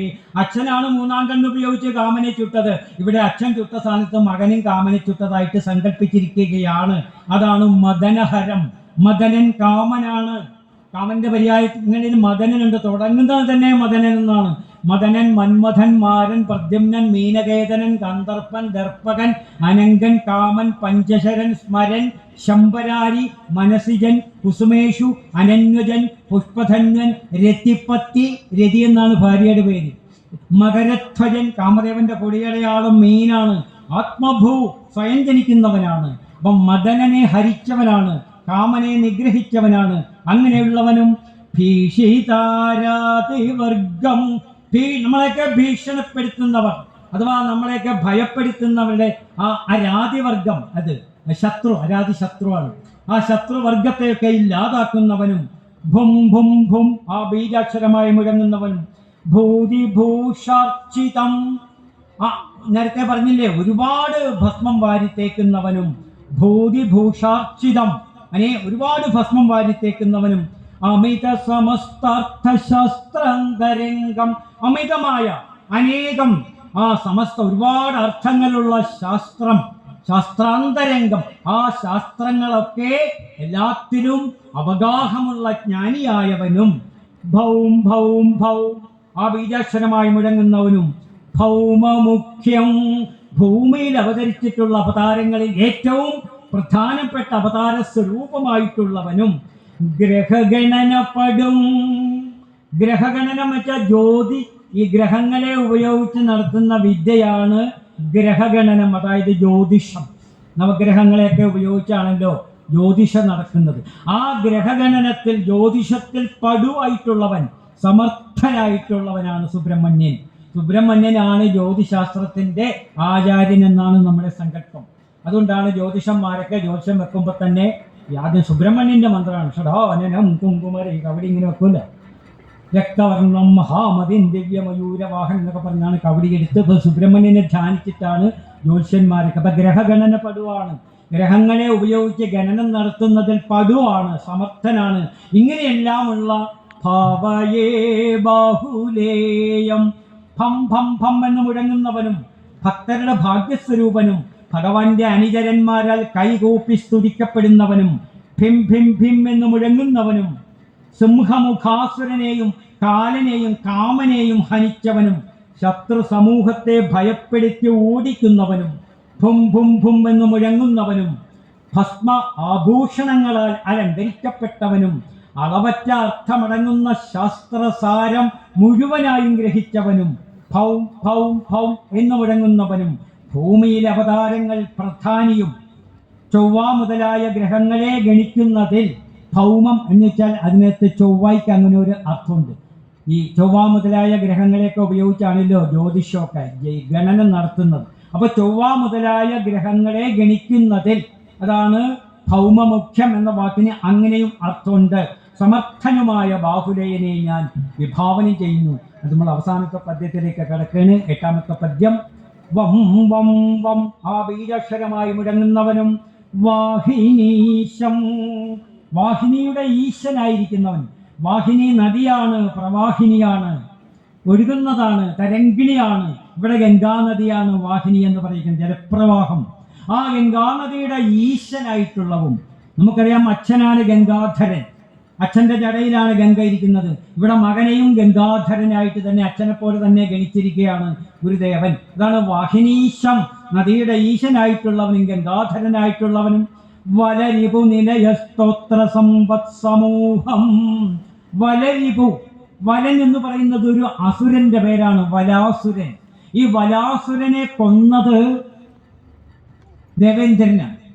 ദേവേന്ദ്രനാണ് വലൻ എന്ന് പറഞ്ഞ അസുരനെ കൊന്നത്. അപ്പൊ ദേവേന്ദ്രൻ ആരാണ്? വലരിപുവാണ്, വലന്റെ ശത്രുവാണ്. ആ വലരിപു നിലയം, ദേവേന്ദ്രന്റെ കൊട്ടാരം, ദേവേന്ദ്രൻ താമസിക്കുന്ന സ്ഥലം, അതാണ് വലരിപു നിലയം, ദേവേന്ദ്രന്റെ നിലയം. വലരിപു നിലയ സ്തോത്ര സമ്പത് സമൂഹം. ആ ദേവേന്ദ്രന്റെ കൊട്ടാരത്തിലുള്ള സമസ്ത ദേവന്മാരാണ്. അയാളുടെ രാജാവിന്റെ കൂടെ ഇരുന്ന ആ ദേവന്മാരും മുഴുവനും എന്ത് ചെയ്യാണ്? ആ സ്തോത്ര സമ്പത്ത് പിടിച്ചു ഭഗവാനെ വായിക്കുകയാണ്, ഭഗവാനെ പുകഴ്ത്തുകയാണ്. ദേവേന്ദ്രന്റെ നിലയത്തിലുള്ള സകല ദേവന്മാരും ഭഗവാനെ പുകഴ്ത്തുകയാണ്. അങ്ങനെയുള്ളവനും വിം വിം വിം ആ ബീജാക്ഷരമായി മുഴങ്ങുന്നവനും വീരബാഹു പ്രഭൃതി സഹചരം. വീരബാഹു തുടങ്ങിയ പ്രഭൃതി തുടങ്ങിയ മുതലായവരെന്നൊക്കെയാണ് വാക്കിന്റെ അർത്ഥം. അപ്പൊ വീരബാഹു തുടങ്ങിയ സഹചരന്മാരോട് കൂടിയവർ. അപ്പൊ ഭഗവാന്റെ ഒരു ഭൂതഗണത്തിലെ ഒരു ഭൂതമാണ്, ഒരു ശ്രേഷ്ഠനായ ഭൂതമാണ് വീരബാഹു. ആ വീരബാഹു ഭഗവാന്റെ സഹചരനാണ്, എപ്പോഴും ഭഗവാന്റെ കൂടെ സഞ്ചരിക്കുന്നവരാണ്. ഭൂതഗണങ്ങളൊക്കെ ഭഗവാന്റെ കൂടെ ഉണ്ടാവും. അങ്ങനെ വീരബാഹു തുടങ്ങിയ സഹചരന്മാരോടുകൂടിയവനും വിഘ്നരാജാനുജാതം. നമുക്കറിയാം വിഘ്നരാജൻ ഗണപതിയാണ്. ഗണപതിയുടെ പര്യായപദം അമരകോശത്തിലുണ്ട്. വിനായകോ വിഘ്നരാജ ദ്വൈമാതുരഗണാധിപാഹ അപ്യേകദന്ത ഹേരംബ ലംബോദര ഗജാനനാഹ. അപ്പൊ ഗണപതിയുടെ പേരാണ് വിഘ്നരാജൻ. എല്ലാ തടസ്സങ്ങളെയും ഉണ്ടാക്കുന്ന ആള് ഗണപതിയാണ്. തടസ്സങ്ങളെ ഉണ്ടാക്കുന്ന ആളിനെ തടസ്സങ്ങളെ അഴിക്കാനും പറ്റുന്നു. അതുകൊണ്ട് ഭഗവാനെ ഗണപതിയെ വിഘ്നരാജൻ എന്ന് വിളിക്കും, വിഘ്നനാഥൻ എന്നും വിളിക്കും. വിഘ്നം ഉണ്ടാക്കുന്നവനെ ആയിട്ട് ഇല്ലാതാക്കാൻ പറ്റുള്ളൂ. അപ്പൊ വിഘ്നരാജൻ ഗണപതിയാണ്, വിനായകനാണ്. വിഘ്നരാമ അനുജാതം, ആ വിഘ്നരാജാനുജാതം, വിഘ്നരാജന്റെ അനുജാതനായി അനുജനായിട്ട് ജനിച്ചവനും. എത്ര വ്യക്തമായിട്ട് എഴുതിയിരിക്കുന്നത് സുബ്രഹ്മണ്യൻ ഗണപതിയുടെ അനുജനാണെന്ന്. എത്ര ഭംഗിയായിട്ട് എഴുതിയിരിക്കണം. എന്നാൽ ആർക്കെങ്കിലും സംശയം ഉണ്ടെങ്കിൽ ബാഹുലേഷം വെച്ച് അത് ഇന്ന് തൊട്ട് തിരുത്തിക്കോളണം. സീരിയലുകാർ പലതും എഴുതും സുബ്രഹ്മണ്യൻ അനുജനാണ്, ചേട്ടൻ ഗണപതിയാണ്. വിം വിം വിം വീരബാഹു പ്രഭൃതി സഹചരം വിഘ്നരാജാനുജാതം. വും വും വും ആ ബീജാക്ഷരമായി മുഴങ്ങുന്നവനും ഭൂതനാഥം ഭൂതനാഥനായവനും. നേരത്തെ പറഞ്ഞില്ല, ഒരുപാട് ഭൂതഗണങ്ങളുണ്ട്. നന്ദികേശൻ തുടങ്ങിയ ഭൂതഗണങ്ങളുടെയൊക്കെ നാഥനാണ്. അങ്ങനെയുള്ളവനും ഭുവന നിലയനം, ഈ ഭുവനത്തെ വീടാക്കിയിരിക്കുന്നവൻ. എന്ന് വെച്ചാൽ ഈ പ്രപഞ്ചം ഭഗവാന്റെ ശരീരമാണ്. ആ ലോകനാഥനെന്ന് അച്ഛനെ വിളിച്ചില്ലേ? ഈ ലോകം അച്ഛനായ ശിവന്റെ ശരീരമാണ്, അഷ്ടമൂർത്തിയാണ്. അതുപോലെ തന്നെ മകനായ ബാഹുലേയന്റെ ശരീരമാണ്. അപ്പൊ ബാഹുലേയനും ലോകനാഥൻ തന്നെയാണ്. ഭുവനവും ബാഹുലേയന്റെ ശരീരം തന്നെയാണ്. ഭുവന നിലയനം ഭൂരി കല്യാണശീലം. ഭൂരി കല്യാണശീലം, കല്യാണം മംഗളമാണ്. സ്വശിവം ശ്രേയസം ഭദ്രം കല്യാണം മംഗളം ശുഭം. ഇപ്പൊ കല്യാണം എന്ന് വെച്ചാൽ മംഗളമാണ്, ശുഭമാണ്, ശ്രേയസ്സാണ്, ഭദ്രമാണ്. ഇവിടെ ഭഗവാൻ ഭൂരി കല്യാണം, ആ കല്യാണത്തെ ഐശ്വര്യത്തെ വാരിക്കോരി യഥേഷ്ടം കൊടുക്കുന്ന സ്വഭാവമുള്ളവനാണ്. പിശുക്കി ഇത്തിരി ഐശ്വര്യത്തെ കൊടുക്കുന്നവനല്ല, ഭൂരി കല്യാണശീലനാണ്. തൻ്റെ ഭക്തന്മാർക്ക് കല്യാണത്തെ ഐശ്വര്യത്തെ വാരിക്കോരി കൊടുക്കുന്ന ശീലമായിട്ടുള്ളവനും വൗം വൗം വൗം ആ ബീജാക്ഷരമായി കുടികൊള്ളുന്നവനും മുഴങ്ങുന്നവനും ഭാവിതാരി പ്രതിഭയമനിശം. ഭാവിതാരി, ആ വാക്കിന് രണ്ടർത്ഥമുണ്ട്. ഒന്ന് ഭാവിതാരി എന്നും ഒരു വാക്കുണ്ട്, ഭാവിതാരിയും എന്ന് രണ്ടർത്ഥമുണ്ട്. അങ്ങനെ ഏതെങ്കിലും ഒന്നില്ലെങ്കിൽ വെട്ടിക്കളയേണ്ട, രണ്ടും ശരിയാണ്. അവിടെ ഭാവിതാരി പ്രതിഭയമാണെങ്കിൽ വികാരങ്ങളാകുന്ന ശത്രുക്കളെ, നമ്മളൊക്കെ ആവശ്യമില്ലാത്ത കാര്യത്തിൽ കൊണ്ട് ചാടിക്കുന്ന നമ്മുടെ ദുർവിചാരങ്ങളാണ്. അപ്പൊ നമ്മുടെ ശത്രുക്കളാണ്. ആ ദുർവിചാരങ്ങളാകുന്ന ശത്രുക്കളെ നശിപ്പിക്കുന്നവനാണ്. ഇനി ഭാവിതാരി എന്നാണ് വാക്കെടുക്കണമെങ്കിൽ മുമ്പിലെത്തുന്ന ശത്രുക്കളെ. അപ്പൊ വികാരങ്ങളാണെങ്കിൽ നമ്മുടെ നേരെ വരുന്ന ശത്രുക്കളെ, നമ്മുടെ കഷ്ടനഷ്ടങ്ങളും സംസാര ദുഃഖം, ആദിഭൗതികം ആദിദൈവികം ആധ്യാത്മികമായ ദുഃഖങ്ങളൊക്കെ നമ്മുടെ ശത്രുക്കളാണ്. ആ എല്ലാ ശത്രുക്കളെയും ഇല്ലാതാക്കുന്നവനാണ് ഭഗവാൻ. ഭക്തന്റെ സർവ ദുഃഖത്തെയും ഇല്ലാതാക്കുന്നവൻ. ഭാതിതാരി പ്രതിഭയമനിശം ഭാവയേ ബാഹുലേയം. ഇങ്ങനെയെല്ലാമുള്ള ബാഹുലേയനെ ഞാൻ സദാ അനിശം എല്ലായ്പ്പോഴും ഭാവനം ചെയ്യുന്നു. അതിൻ്റെ അംശമാസാരം ഒന്ന് വായിക്കുകയാണ്. വം വം വം എന്ന് മുഴങ്ങുന്നവനും ഗംഗാപതിയും, അതാണ് വാഹിനീശം എന്ന് പറയുന്നത്. പിന്നെ വാഹിനി എന്ന് വെച്ചാൽ ദേവസൈന്യത്തിനും വാഹിനി എന്നർത്ഥമുണ്ട്. ഇവിടെ ദേവസൈന്യത്തിന്റെ നാഥനാണ്, ദേവസേനാപതിയാണ് സുബ്രഹ്മണ്യൻ. അങ്ങനെയും വാഹിനീശനാണ്. അപ്പൊ ഗംഗയുടെ നാഥനുമാണ്, ദേവസേനയുടെ നാഥനുമാണ്. രണ്ടർത്ഥത്തിലും വാഹിനീശനാണ്. അമരാവതി, ദേവേന്ദ്രന്റെ കൊട്ടാരത്തിന്റെ പേരാണ് അമരാവതി. അമരാവതി പോകേണ്ടവർ നമ്മുടെ ഈ ഫോർട്ട് കൊച്ചിയിലൊരു സ്ഥലമുണ്ട്, ദേവേന്ദ്രൻ അവിടെ മറ്റേ താമസം, അമരാവതി എന്നൊരു സ്ഥലമുണ്ട്. അവിടെ ഉണ്ട് ഒരു സ്ഥലമുണ്ട്. അത് ദേവേന്ദ്രന്റെ കൊട്ടാരമൊന്നും അല്ല, കാര്യം പറഞ്ഞത് മാത്രമല്ല, ഒരു സ്ഥലം അവിടെ ഉണ്ട്.